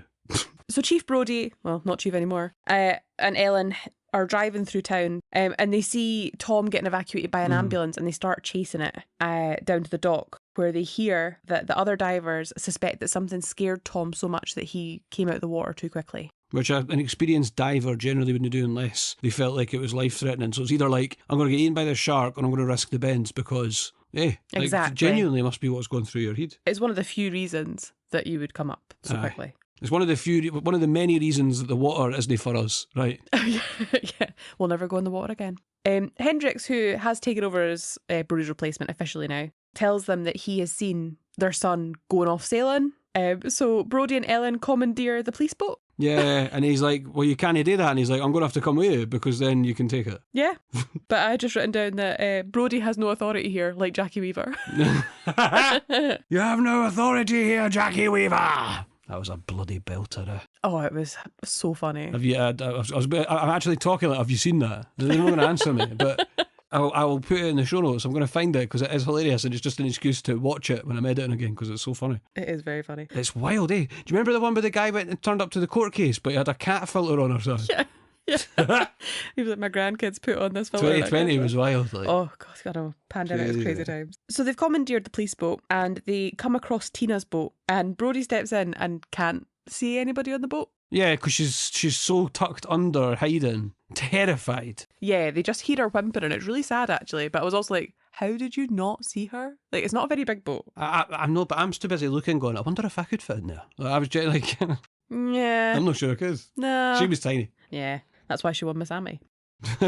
At this point, they sort of try and ask her, like, what's happened? Are you all right? And Tina kind of breaks down and tells them that there was a shark. Ellen's consoling her, though, like, considerably at this point. It's quite nice. Yeah. Ellen really comes into her own here. Totally. Big Mummy Ellen really comes to the rescue. At this point, Brody is just like, here you, passing boat. Here you come. Come on over. He pulls the boat over. He sort of gestures to the boat to come over. And then he's like, right, I'll see you later. And he just fucks off. Right? Yeah. And it's like, so this boat, right, has just been attacked by a shark very recently, right? Yes. But I'm just going to leave you here. They'll be here in a minute, bye. Yeah. He's like, I'm off. Aye. I've got rescuing to do. But to be fair, at this point, we are getting some more Bruce 2 action. It's been a while. It has been a while. But now he's attacked the diver, he's attacked the young lad. So yeah, Brody's headed off to try and find the other kids. And back on the mainland, Tina is taken to hospital while Ellen is giving the developer a piece of her mind for having Brody fired and for ignoring the shark threat. She's such a badass. Ellen's great. I've noted here that there's a boat called the Sea Witch. I don't know which boat it is or where, but I was like, that is a metal as fuh name. Yeah, it really is. It's one of the kids' boats. One of the kids' boats, that makes sense. The Sea Witch. Sorry, it totally you're right works. There. Aye. I just got really into the zone. I feel like that would totally be something that a band would sing about. Yeah. You know? Also, as you see, if you bought a boat, you would definitely not call it Cat's Joy. You would call it Sea Witch. Sea Witch. Yeah. So after attacking Tina and Eddie's boat, well, I guess it's Eddie's boat if it's called Tina's Joy, either that or Tina's just a maniac, the shark is headed towards the group of boats. And it just kind of goes a bit mental, the shark. So the kids see the shark and then it's like none of them know how to steer a boat anymore and they start crashing into each other. The shark is crashing into some of the boats. It's chaos. Yeah, it's just absolute chaos. Some of them are capsized as well. So not only are they now upside down, some of them, but there's bits falling off them. It's disaster. During all this commotion, Mike, Brody and Ellen's son, is knocked unconscious and falls into the water. You know, he wasn't supposed to be there that day. I wasn't supposed to be here today. Dante. Yes. So there's only one boat that is left seaworthy after the frenzy of seeing the shark and the crashing and capsizing and all that. They put Mike onto that boat and sail away. They're basically like, we gotta go. Bye. But did they take the little 9-year-old brother? No, they did not. So bizarre. So weird, because I think... because you were like, oh, but they can only fit a certain amount of people on, but he's a small child. Get him on that boat. And in that situation, you would be trying to cram as many people as was safe on that boat. And there is no dialogue where somebody says, you can't have that many people on the boat. I'm really sorry, we need to have, or we're going to sink, or whatever. Yeah. That's all it would have taken. But instead, you're left wondering the gaping plot hole of why did they not at least put Sean onto the boat? Yeah. Who is the child, by the way. Yeah, very weird. Very weird choices. Sean and Marge are on one of the boats that's capsized, so they're literally not even in a boat. They're on a boat. Aye, it's like on top of it, aye. So Brody, during his time on the police boat, was on the radio trying to get a Coast Guard helicopter out to try and find the kids. And this man has arrived. And what a looker. It's the beard. It's weird. Insane. I've never seen anything like it. Now, I'll post, it'll be on the socials everywhere. I'll post it, right? And it's a photo of it. But it's just this, I've got a picture of the helicopter pilot's face, and it's, you just get him from the side. Yeah. And it's like, it's severely shaved. Yeah. With no moustache. No moustache. But it's shaved, and it's like really, it looks like a freaking diving board coming off his chin. It's one of the oddest. It looks like a hairs. microphone or something. It's class. It's weird. It's super so weird. Strange. I was like, that really stood out to us, eh? I was like, this guy. I was like, Jings, check this guy out. Weirdo. Weirdo. That's what I started calling him. You did. He's not even a weirdo, just, I don't know. He is a beardo, though. He is a beardo. Strange beard. Well, Captain Strangebeard arrives at what they're calling as Cable Junction, and by this point the teens have all banded their boats that are remaining left. They've kind of tied them together as best they can to form this sort of flotilla. And the helicopter pilot tries to throw a rope to the boys, and I don't know if the intention is for him to try and tow the boat. He ties the rope to the wee sort of helicopter leg. Yeah. It's the wee bit that floats in the water. The pontoon. Yeah, so I don't know if the intention is for him to try and tow the ships back to safety or what. It's all a bit potty. But yes, he arrives to tow them to Cable Junction, which is a small rocky island that has an electricity cable across it. Convenient. Cable Junction. Convenient. It's like the shitey pipe. It's like the shitey pipe, yeah. The shitey pipe it's no shitey, right? But it's a local thing, I believe, that there's a pipe that sticks out the water, it leads into the sea from a local town nearby. And at the end of the promenade, there's this bit where it's like a wee trail for a wee river. You can actually see the river if you walk further along, right? But for some reason, it was dubbed the shitey pipe, I believe. At least that's what your dad's told me. Yeah. And so now it is referred to exclusively as the shitey pipe every time we pass it. Yeah. But that's a local landmark, shitey pipe, Cable Junction, same thing. Same thing. But yeah, in all seriousness, the little island that Cable Junction goes to has got like a little substation on it, so that's where the cable's going to. Ah, right, okay. There we go. We've retconned the story right. As the helicopter pilot is getting ready to tow the flotilla of boats, the shark surfaces and bites the pontoon of the helicopter and capsizes and drowns the helicopter with the pilot inside. R.I.P. that guy with the epic beard. That's it. Captain Severe Beardo, whatever it is he called him. Weirdo Beardo. No, what was it you called him a minute ago? Captain Strange Beard. I can't remember. Yeah, something like that. It was literally a second ago. I don't know. Anyway, sounds like me. Do you know what I thought about this bit, right? By the way, kill number 6. Excellent. Right, we're at now. Is that he has the megaphone. Yeah. And I was kind of hoping that the shark would attack and he'd go, "Arr!" at the megaphone. And I was like, that would be gold. I want to see that. That would have been good. Aye. But no. Oh, God, it's a shark. Oh, you bastard. The shark is obviously feeling like I'm on a hot streak here and goes and bashes into the boat that has Sean and Marge on it. And they're trying to throw a rope to Sean, and Sean's scared of rope, I think. Yeah, Sean cannot. I don't like rope. He's like scared. I think he's just terrified, to be fair. Yeah. Who wouldn't be?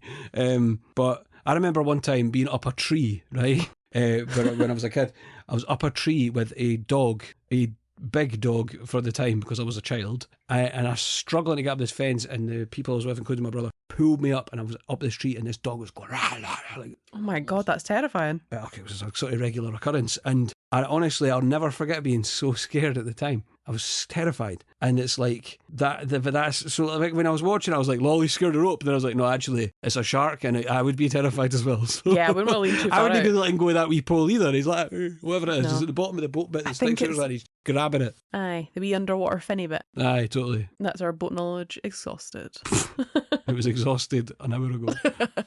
Yeah, just like me with this film. Anyway. There's another moment here where we see a praying girl. One of the girls is on the end of the boat, and it's really weird because I wasn't sure what this was supposed to be. Was it to show that how desperate they were in this situation? And I kind of think that I think they thought it was more poignant than it was. Yeah, I Just think this they did. girl praying, because it's very. I don't think there's as much soundtrack going on, and it's quiet, and everybody's watching her, and she's just sitting at the end of it praying. And I think they were trying to show the desperation, but like I say, it wasn't poignant enough, and I don't know why that is, and that's the fault of the filmmakers. No, do you know what I mean? They were definitely trying for something that just kind of missed. Aye. At that point. So the shark knocks the boat that Marge and Sean are on, knocking Sean into the water and Marge as well, and Marge is eaten whole. She eats it whole. She does. She gets munched. Well, she really does. I wasn't expecting a Gollum. It's Smeagol action. Yeah. Kill number 7 eats it whole. Good job, Bruce. Okay, Bruce rattling through the kills now, because shark at the start for a bit, shark at the end for a bit. Yeah. Photo of shark in the middle. Or is it? What is it? In about 95 minutes of photo development. And sloshing. Ugh. So Brody is well on his way to finding the flotilla of boats now and passes by the boat that is taking Mike back to the shore. And the boys inform him of the situation before saying, right, off you go to the shore. So the boys tell him about all the other boats that are there and the capsized and the shark and all that. So he knows the situation that he's going into now, which is half the battle. Brody then goes on to find the other children, or teens, however you wanted to find them. At Cable Junction, he arrives. The kids are really excited when he gets there. The kids, just before that, the kids arrive at the island, but the boat stops moving because it's catching the bottom. Yeah, it's got so shallow. Aye, but there's still water between them and the thingy. But the young lassie's like, it's that thing. Yeah, she's a proper mental breakdown at this point. Is she the one that's got my dad's haircut? I think so. Yeah, the cousin. I think that is her. No, it is. You're totally right. And she's like, it's that thing, and it's like, it's a shark. Yeah. All right, this isn't a zombie movie where nobody says the word zombie, famously joked about in Shaun of the Dead. Okay, did he say the Z word? Like, and it's the same, but we know it's a shark. Yeah. You know? It's that thing. It's that thing. Yeah. Just found it really grated on me. She really went over the top on that one. Yeah, totally. But, you know, at least it was something exciting. So the kids are really excited that Brody's finally arrived and they're cheering and jumping in excitement. Yeah. However, all this does is actually attract the shark back to them. Naturally, aye. Yeah. Which causes Brody to crash the police boat onto the rocks in the surrounding area, which isn't great. So he manages to pull it. He falls, He falls over, right? And he's got those little short shorts on. And I was like, I swear to God, I thought we were going to get a big shot of a big old ball bag. Because they were that short. They were I was very like, I didn't short. want to see Roy Schneider buzz. I wasn't here for that. No, even that wouldn't lift this movie up. So there's an inflatable raft in the police boat, and he manages to inflate it and get himself back out onto the water to try and help the kids. He manages to pick up the underwater power cable and slap it with an oar. Give it the old slappity slap. He slaps it profusely, and this is a sort of like trio of oar slapping sounds that I extracted, because he's really whacking this thing, and it goes on for quite a while, so I couldn't single it out. Considering we had no lines in this movie, I figured I'd single out the paddle smacking.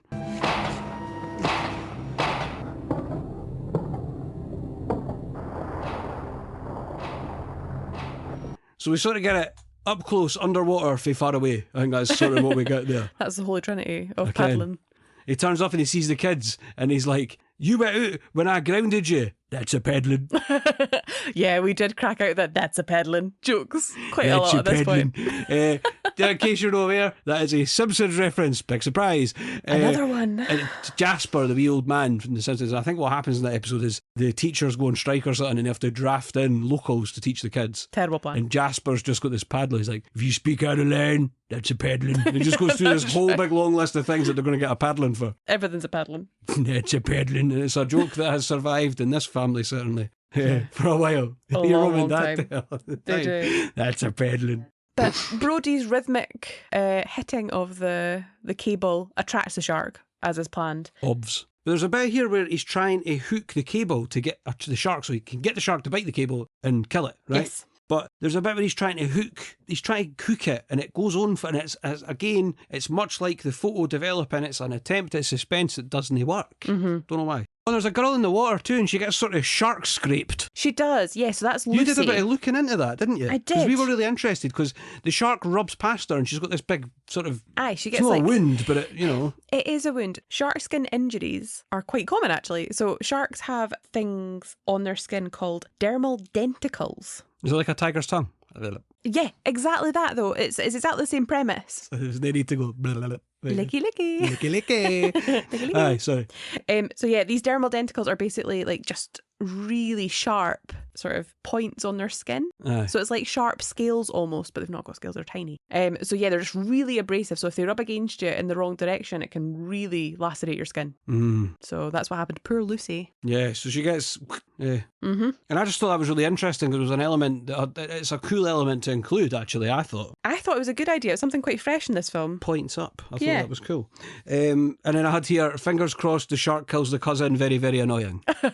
She is, like, she's constantly shouting at this point. She does survive, though. She does survive, unfortunately. That haircut lived another day. So Brody's rhythmic paddling of the cable attracts the shark as intended, and the shark goes to bite the where the sound is coming from, then bites the cable and is electrocuted to death. Yeah, and he says, say ah. Yeah. And it's a bit shit. It's rubbish. So, just to remind you, in the original film, the shark has got a tank in its mouth. Brody is on a boat which is sinking, so he's moving down. So he is moving, and the shark is moving, and he's trying to shoot the tank. Amazingly. It's just amazing. The whole, because of the way it's designed, because everything's moving, it would be so difficult. And that's what builds the tension, right? Lesson here, guys. That's how you build tension. And he shoots the thing, and he goes, smile, you son of a... and there's that mad explosion sound. It's like, and it's like a weird sound. Yeah. I tried to, it's weird. It's a very odd sound and it sticks in my brain. But you did a really good job. But I think it's like the explosion and that whole thing is iconic because you didn't even hear him say bitch. Mm-hmm. It cuts before that. Yeah. Hence, you've got a PG on your hands, you know? Yeah. And it's because, you know, language is way worse than violence. Of course. It's a weird one. And in this one, they decided to put in say and it's no the same, man. It didn't work. And also, you might have actually been better just no having a line here. I think it would have been better to just not have a line. Ignore it. You know what I mean? Don't try and make it a cheap copy. Bruce 2 is no more, and Brody and the other survivors swim towards a cable junction to await their rescue. And that is how we finish our film. And that makes it like the most important thing about ending the movie is that is 7 kills for Bruce 2, a highly respectable score. Well done, Bruce 2. Excellent shift, Bruce 2. Now, where that puts him in the standings, I don't care. I don't have the other numbers. Nor I. We'll figure it out. So, Mikey, what did you think of this film? So, like, we've been a bit vocal as we went about sort of what we thought, so it's not really going to be a surprise, I think. But we'll look at, you know, across the board, what we didn't like, what we did. You know, that's what we like today. So, but I felt that really, I was really excited to be watching this, and I think where we went wrong was we watched Jaws 1 the night previous, right? Mm-hmm. It's a very uneventful movie about a killer shark. Yeah. You've got a killer shark. That's the premise here. And it still manages to be somewhat uneventful. We actually, be honest with you, we decided we couldn't no talk about Jaws 1 when we did this episode, right? Yeah. So we beefed up the preamble to talk about it. And because I wanted to take the opportunity, it's iconic and we didn't get that chance here very often, right? Totally. But another reason was just because we were worried we were going to tear through the plot really quickly. Yeah. Because there wasn't that much to happen. As it happens, we had a few things to talk about and that's good. Yeah. But it felt like when we watched it, I was like, you can break that film up into small chunks very simply. Yeah. There's a lot of stuff in between that doesn't need to be there. A lot of filler. And you know, and for like I said, this is a follow-up to Jaws. Yeah, a You know what I mean? masterpiece. Exactly. Yeah, I do agree with you though, because it does feel a bit plot light. Aye. It felt rushed even though it was 3 years later, so perhaps the surprising success of the first film had them scuttling to make another one. Get what I mean? Because it was so popular. Yeah. And it's the literal definition of a cash grab. It is, yeah. And it's no well written, I wouldn't say. Consider that's why you told me that guy wrote it. Yeah. Wrote it, Howard something or another. The dialogue isn't good either. It isn't, and I think that's a testament to the fact that we've not done a single impression of this film. No. It's not good dialogue. There are no We had a right memorable lines. word about this. We were like, are we broken? This is the first time this has happened. Or have we broke rank rotten because we had some time off? We decided to go monthly and we hadn't done it for a few weeks, and so we sat down and then we were like, have we done it wrong? But there just wasn't anything to highlight. The dialogue, apart from Boat Freaks. Yeah, and the dialogue was really weak. Aye. Really weak. Like, I think It's no playful. It's no iconic. No, there's very little of it as well. It's not a dialogue heavy film, and there's like huge stretches where like, okay, so I've made fun of like the development scene, Yeah. but there's other huge stretches that just feel a bit gratuitous and unnecessary, and it started to annoy me. Aye. Like the water balloon scene goes on too long. Like there's those stretches talked about on the beach. You mean the scene with the water balloons and the swing and all that? Yeah, like either have one or the other, not both. But another thing I had with it is that the suspense, there isn't really any. And any attempts at suspense, which we've talked about a few times, aren't successful. Yeah. You know, that documentary that we watched, the guy said that the guy, because I can't remember, there was a guy, there's so many people interviewed in it, and so many famous people as well. But one of them said that Spielberg is the master of pacing. Yeah. So something like that. And I think that's what's missing here a wee bit. Yeah. There's also blatant attempts to replicate the first one. Yeah. Like the bit, you know, the bit with the beach and all the families and stuff. It wasn't as impactful because we'd seen it already. Yeah. Even though we had that cool thing, because absolute little dorks like me can really, really enjoy the fact that we've got this accompanying piece of music across two movies. Love it. Yeah. Love it. But that shouldn't be the highlight. No. And I do wonder if the fact that we have seen the shark is always going to be the downfall of this movie. Like, the first one is so clever about the way you see the shark that this was always going to struggle. Like, you know, when Brody's chumming off the back of the boat in the first one and the shark just appears, and that's when it's like, you're going to need a bigger boat. Yeah. All that sort of stuff. Like, that was so clever. The dialogue was clever to go with it. Yeah. And the acting was so great that I think the fact that this film has a real lack of shark. It was either they were going to use it too much or not enough, but you can't build that suspense when you've already, you know what's coming. Now, the first one manages to have the Indianapolis speech, which is quite long. It's no boring though. No, You know it's what I mean? not. Not for a single moment. Sharks in the blood. But like, when a standout moment for me, right, was a shot of a white picket fence, I think there's a problem. Yeah. Yeah. There's a few little bits like that stood out to me because we're watching these films in quite a lot of detail, even though I thought it was a recital at the start because I was too busy making notes. On the plus side, John Williams knocks it out the park. Obviously, we've said that. It's amazing, but there's a part of me that wouldn't listen to it because it's attached to this. Yes. Whereas the first soundtrack I'll probably listen to quite a bit going forward, actually. It is amazing. Some of the cinematography is actually really good, but we often had shots that simply didn't need to be there. There was a bit with the boat, I never mentioned it earlier, but there's a bit where he drops off when he waves the boat over. You just see this like 15-second long shot of the boat just going in the water. Yeah. 15 seconds is a lot of screen time. When you actually sit down and you watch it, it's quite a lot. Yeah. I reckon this film could have been about 90 minutes, maybe. I think so, easily. And I also think Schneider done really well in the movie. It was good to see a lot of the cast return as well. Yes. It was cool. And I thought that it was great that they sort of explored people's attitudes towards trauma and how people can be like, it's just crazy old Brody. But instead of getting him support, they sack him. Yeah. I guess that really does represent that quite well, and then that happens. Yeah. You know what I'm saying? And I also saw someone mention economic denial, but which is the idea that, you know, the mayor is scared because he's going to lose money because of the shark thing, and we're just going to ignore it and we're going to deny it's happening. But all of that was already explored in the first movie, and we were doing it again here. Yeah, it was just a rerun. Yeah. But they put a developer in the mix now too. At least with Star Wars The Force Awakens, it was like decades later. Yes. Right? Yeah, exactly. And John Williams did that too, and he sold it. I like Star Wars The Force Awakens, right? Me too. And The Last Jedi. No sure about the third. Need to give another go. Oh, Darth Sidious is alive again. All right, Yeah. sound. That came out of left field. Okay. Everyone has been saying how bad Jaws 3 and 4 are, but I'll be surprised if they're as boring as this one is. That's the problem with this. It's almost not bad enough. Aye. If they had kind of gone hell-bent for leather on making it wacky, Aye. like gone just shark Well, overload. like Gremlins 2. Yes, just go for it.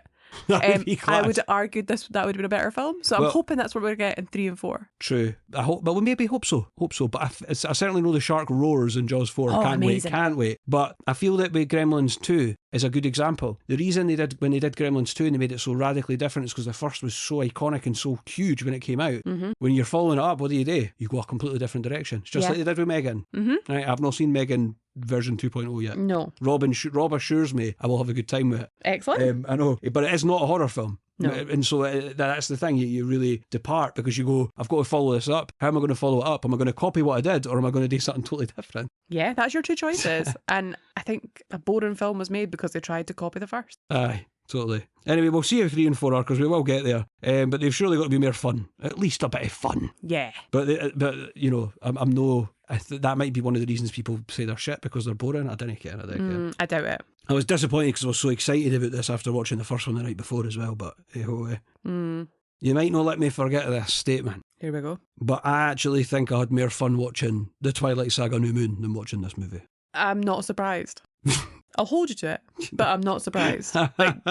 Online opinion of this one, I looked at reviews on IMDb, Reddit, and even in this case a social media post that I found. Oh, wow. Because sometimes when you search, you can find social media posts, go into Facebook, and then you can see people's comments and stuff. It can Jaws be have quite got useful. a big social media community. Exactly, aye. But basically, firstly, John Williams came back to score this movie as discussed, and it's a standout reason for loving this movie for many people, by the way. It's not just Excellent. me and you. Many people stated that. People enjoyed the shark attack sequences, as well as the fact that Roy Schneider came back, even if it was against his wishes, as Pete had informed us as well. And it allowed them to delve into his PTSD from what had happened in the first instalment, and so folk kind of pointed that out, that they liked that element of it as well. And I've also said what I think about that. You know, it's partly the attitudes of the rest of the town that are more interesting when this man needs help. Yeah. But does he need help? Because there is a shark, so it's a weird one. Also, a big reason for people liking it was probably the most famous tagline in cinema history.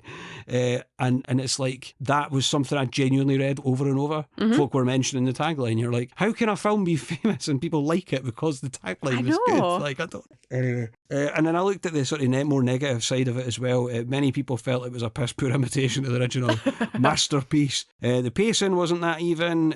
And we see Bruce too a little too often. often. But you and I were like, there's no too much shark action, but we've also discussed already, we were saying there that it's not about that, it's about what Spielberg did versus what was done here. Yes. And how that we see the shark on it. When we see the shark, we see it quite, you know what I'm saying? There's no suspense. Nice suspense there, aye. Which would be hard to build anyway when we've just seen Jaws 1. So it's, you know what I'm saying?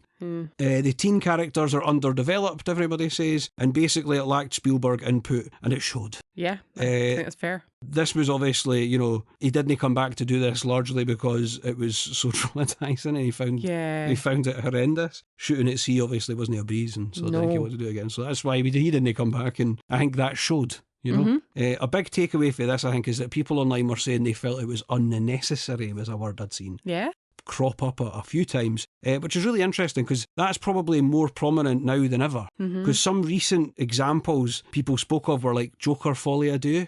Haven't seen, can't comment. The Crow 2024, which done terribly. Again, haven't seen, don't want to, quite frankly.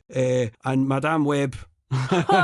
A blatant attempt to keep Spider-Man adjacent rights. Also true. Also available in the archives, by the way. Episode 1 ever of the podcast. I know. We were wee babies then, so don't be too harsh on us if you go back and listen to it. But I just thought it'd be interesting to highlight some recent examples as well to show it's an issue that does persist. Yeah. You know, this idea of making an unnecessary sequel is a thing. Unnecessary, but very successful. That's it, made all that money, so... Yeah. You know what I mean? It had that tagline. Yeah, commercially successful, historically memorable because of the tagline. It had the tagline, it had John Williams, it had a white picket fence. Should have done a plot. The dream. But yeah, one of my favourite comments that I read, and as a whole, his comment was great, and it was, Jaws 4 fans unite, all three of us. Right, Kat, come on, hit me with some trivia about Jaws 2. Give me some sharky triv. I've searched the depths for you. Thank you. So Mark Gilpin, who is the boy who played Sean Brody, claims that when they were shooting one of the scenes on the makeshift raft of wrecked yachts, they were being circled by a real hammerhead shark. Get away. The actors were scared and began to scream and holler at the production crew while filming that particular scene from a distance. The crew was oblivious to the danger and assumed the actors were simply in character and just gave them a thumbs up. Method actor, just like, go on guys, good job. Yeah, this is amazing. You're doing so good. No, there's a hammerhead shark here. And, Pete stepping on my toes with the triv. Oh, did he? Yeah. I had a suspicion because I was reading out what Pete had sent me. You gave me a look. I was like, aye. And I was like, aye, this is going to be the trivia. It is in the trivia, but don't worry, I can flesh out a little bit more so I can add to the lore. Oh, aye. So Roy Schneider did not want to appear in this film.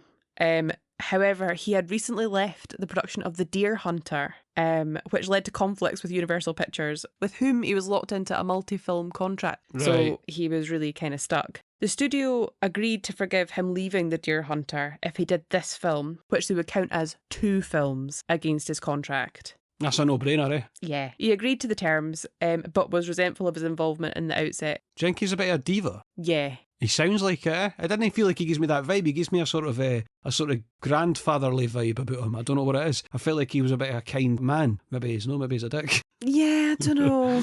Yeah, I do get diva-ish vibes from him. Well, just for your stuff you hear, eh? But then, yeah, he could just be unfortunate, eh? Like, yeah. Genuinely could just be running against problems wherever he's gone. It's maybe not his fault, I don't know. Yeah, maybe he's just also quite particular, but wasn't too particular about it. If anybody out there knows Roy Schneider and if he's a dick, go and let us know. Yeah. You never know.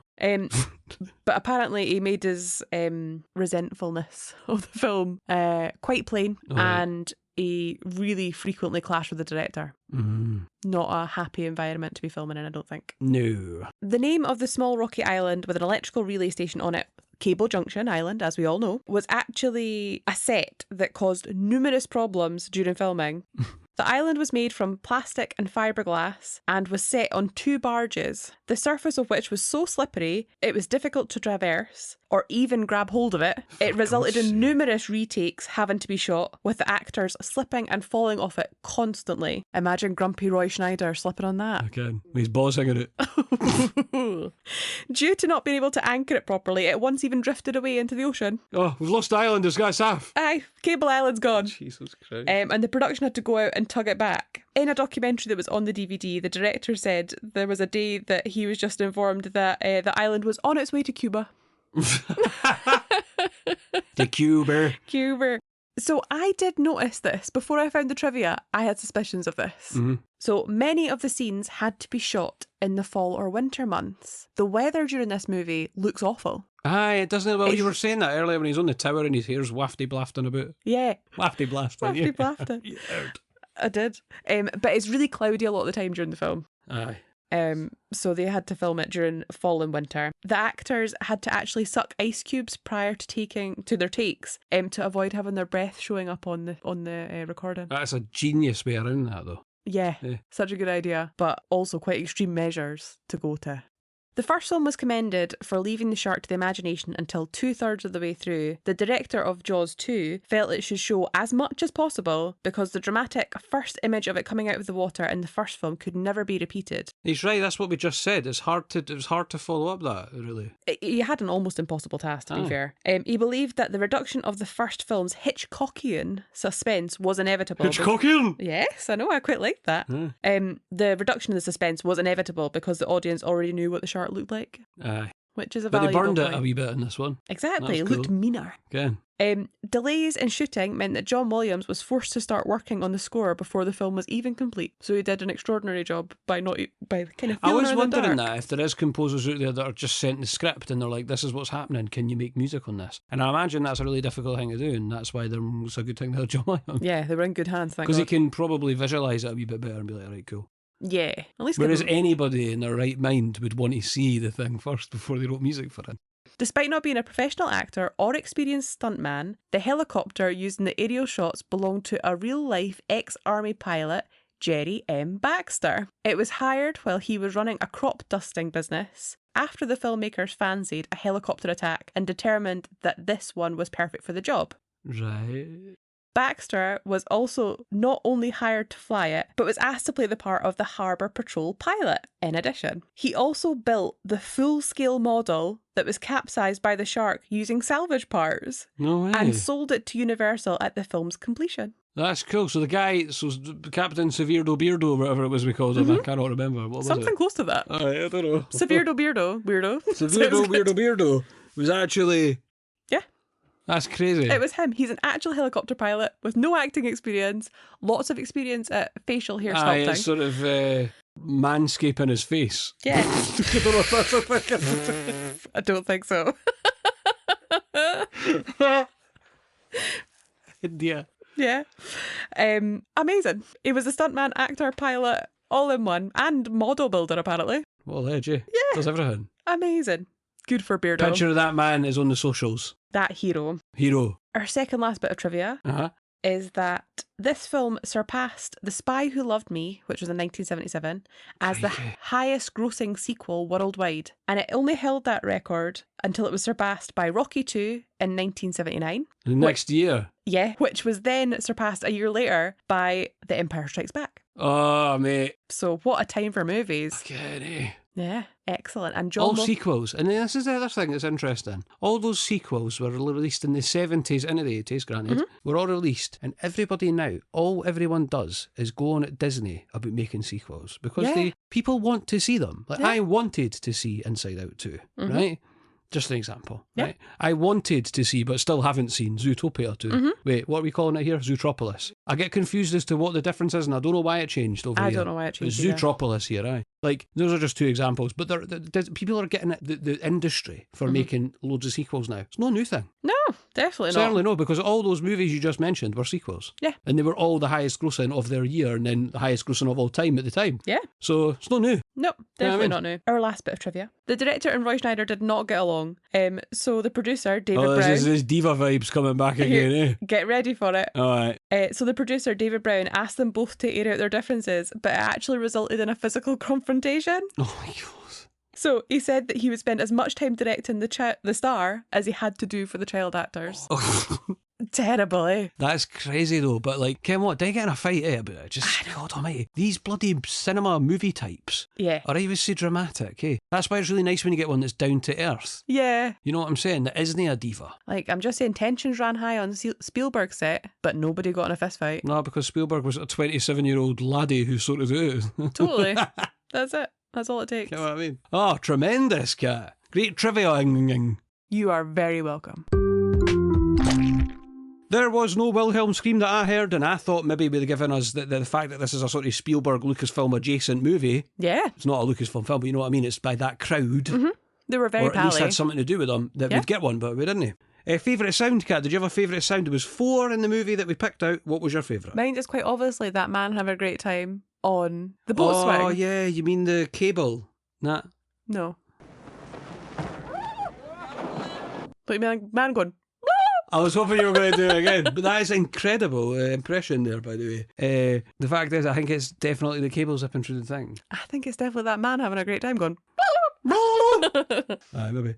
My favourite sound was definitely the mesophonic sloshing, but no, I'm going to pick, quite honestly, how could I know, the menu, the little bit from the menu.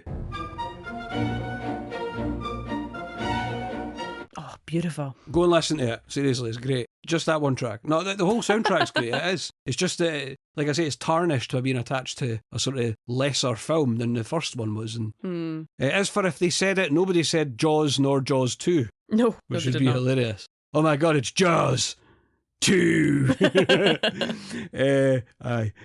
So, I've got some reviews. Do you want to hear them? Yes, please. Excellent. Review me. All right, cool. I've got a little mixture here of reviews that are sort of various ones. People who liked it, people who didn't, whatever, right? Our first review is by a guy called Michael A. Just to say, from the get-go, there was no Stephen C. Oh, okay. All right, okay. They get excited. I was looking, couldn't see it.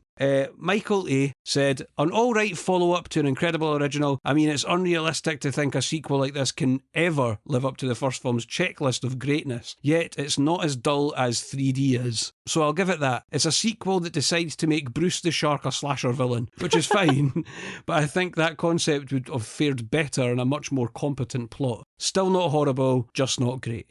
2 stars. Balanced review. Fair enough. RJM said, poorly done scenes, but I would say it's definitely entertaining. If I decided how much I would give this on the tomato meter, I would give it 69%. Ugh. I know, Get in the bin. I know. It's just like, oh, it's like a parody of a 13-year-old. Yeah. Anyway, he gave it 3.5 stars. Oof, generous. Jans B said, why make the same movie again, only worse? Why do we need another human villain when the shark is there? Why is Chief Brody such a traumatised whiner who becomes an alcoholic within hours? Bit harsh. Why does the shark look so much worse than in the first film? Why are 40 minutes in the middle of the film uneventful and boring? In the first film, this is where the adventure really began, while Jaws 2 instead shows close-ups of Schneider's sad face. Why is the role of the teenagers so heavily built up when the focus isn't on them? Everything about this film is subpar. No one seemed to have any real desire to make it, and there's nothing outstanding about the craftsmanship either. Only the boom boom occasionally hangs in full view of the frame. I think he's trying to say that there must be bits where the boom's in. Aye. Must be what he means for that sentence. Only the boom boom occasionally hangs in full view of the frame. It just made you think of Adventure Time. The boom boom baby. Boom boom baby. You just kissed a boom boom baby. Oh, sorry, did I say he gave it 2 stars? Oh, no, he didn't. 2 stars. Aye, so that hit horrendous review and he gave it 2 stars. Generous. I know, that's what I'm thinking. It doesn't match his review. Ken, when you see that and you're like, anyway. Jeremy H says, a sequel that works effectively and still stands the time test. The time test, wow. He's like, still stands the time test. Excellent. I think he needs a test of time, but I like time test. I'm going to start using time test. Let's make it a thing. Time test. Time test. By the measure of many of today's films, it excels. More than that, it entertains thoroughly. 4.5 stars.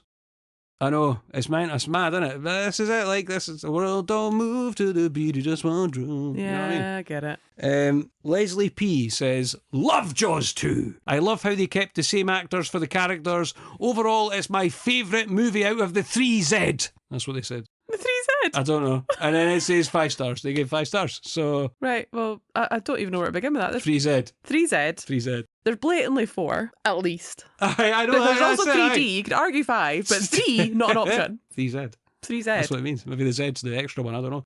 And the last review is Gerald H, and he says, well, rewatching this, after knowing 3 and 4, is a better experience than expected. 2.5 stars. Right. So we've obviously made a mistake by going from 1 to 2. We should have maybe done 1, 3, 4, 2. Or the order that everyone suggested, because we had 4 requested, we had 3 requested, and then we decided today 2. So this is on us. Yeah, 100% our own fault. In the last episode of the podcast that we covered a movie on, so that was Jingle All the Way, you sort of set out a set of rules for marking a movie that to decide whether it's fresh rotten or rank rotten, and I thought that you literally summed it up. I don't think you'd even thought of it, you just said it, and it was really good. So I went back and I listened to that and I've singled it out and I've written it down on our sheet here. So it'll help us, guide us to mark the movie, all right? Excellent. So the one problem is that this sort of amalgamates the would you watch it again thing. Yeah. So I know we used to have that as a thing that we'd ask after this, but it's going to kind of get brought up here. So, all right. It tended to anyway. This is the new way for 2026, right? Excellent. So firstly, did it entertain us and did we enjoy it for the film it is? No. No. Well, that means that it's no fresh, right? Nope. Was it flawed but still entertain us, and did we enjoy it because we were taking the piss? No. I don't think so either. No. I actually think the last category here, what we have is, was it fundamentally flawed and or not entertaining? And we wouldn't watch it again. Yes. Yeah, so I think this kind of helps guide us, and for everything we've said, it's a rank rotten film from us, which I did not foresee when we chose this film. When we chose this film, and we had looked at the percentages, like to see if it was rotten or not, and we were quite hopeful. Yeah. We made some quite strong early predictions that this would be really high up in the rankings. I said that to you, I said, because we'd just done the rankings for season 1, and I said, Kat, I reckon Jaws 2, looking at the numbers and looking at the scores for Goofy Movie and everything, I said, I reckon Jaws 2 will be the top of the list for 2026. Yeah, and could we be more wrong? I know. It was insane. Like, it is objectively one of the poorest films I've ever seen. Wow. You think so? Yeah, like I've seen some rotters, some absolute dross, and I've enjoyed them more. I did not enjoy this movie at all. I don't think there was enough to capture you, to entertain you. That's the problem here. When you're sitting down to watch a movie, you might be sitting down to watch a comedy to laugh. You might be sitting down to watch a horror movie to be scared, because it's good to be scared. It's good for you. Or or you're going to watch a comic book film, do you want to see all the action, or you're going to watch a sports movie or some sort of inspiring story, a drama, because you want to be moved and you want to be told a good story. Yeah, you want a story. You want to be entertained, is what I'm getting at, right? That's the fundamental problem here. Now, people like this movie, but you and I were not. The bottom line is, you and I were not entertained. Nope. And we were able to see things where we were like, why did they do that? What's going on there? You know, we've discussed at length. Pacing was an issue. You know, cash grab. Yeah. All this stuff. We didn't have to go over it again. I think it speaks for itself. Yeah. It was just dull. It was dull. Really dull. Like, if it's trash, I can take it. Like, trash is fun. Trash is fun. We should have done that frickin' Mega Shark movie, man. I'm still tempted. I know, because you said that the other day. We're like, we should have done that. Yeah. Because that's stupid and ridiculous, and at least makes you laugh and entertains you. And I think that's where, like, the rank rotten to rotten variation is, as we've already discussed, is that rotten films, you can enjoy them. Aye. And even if you're sitting there taking the piss. Aye. Like, that's part of the fun. Totally. But this had no fun. No. Apart from the jaunty soundtrack. The attitudes towards PTSD and to him being traumatised and people not believing him does give you a little bit of depth to story there. Yeah. But there is something there, it just doesn't work. They didn't take it the full length. I don't know if that makes sense. You've brought this thing forward, but you've no brought it the full way. No. See what I mean? It feels just lacking in everything. Aye. Totally. Very lack. Anyway, that was Jaws 2. Yeah! It's not the best start to the season, and I'm a wee bit disappointed. And I hope if my brother listens to this, he'll still talk to me after this, because he said he liked Jaws 2, but perhaps he might feel differently when he revisits it himself. I don't know how the last time he's seen it either, but yeah, I think I'm looking forward to doing the next film. So February is our next episode. It'll be our February episode. We've decided what it'll be, and given that February is the month of love, it felt absolutely appropriate to do something that's about love and something that is about Valentine's specifically, and let's sort of highlight that, you know. So naturally the right choice was to do My Bloody Valentine, an 80s slasher. That's what we're doing. Damn right. And I'm really excited about it. It cannot be any worse than Jaws 2. Do you know, I haven't seen My Bloody Valentine since I was a kid. And I don't remember it, but it's a slasher, and it's an 80s slasher, and there's a certain amount of charm there, and it's also on this gigantic list of 80s slashers that I've got. But no, it'll be pretty good. And it's just to really reiterate, it's the 80s version we're doing. We're not doing the remake which had Jensen Ackles of Supernatural fame in it, I think. Oh, really? So we're not doing that one, and we're doing the 80s one, so should be pretty good. Excellent. No, I'm looking forward to it. Totally. Be great fun. So that's all for us for January. I hope you have a lovely February as well, and we'll be putting that episode, the next episode, out at the end of February. So look after yourselves. Enjoy February. Enjoy Valentine's if you're going out and doing anything. But listen, if you're going out on a boat because you think it's going to be romantic, dinny. Yeah, hard pass. All right, hard pass. Especially if it's called Tina Time or whatever. What was the boat called? Tina's Joy. Tina's Joy, right? Stay away from the water, guys. All right, be careful. Just when you thought it was safe to go back in the water and all that. Oh, at least I'm safe from watching this movie ever again.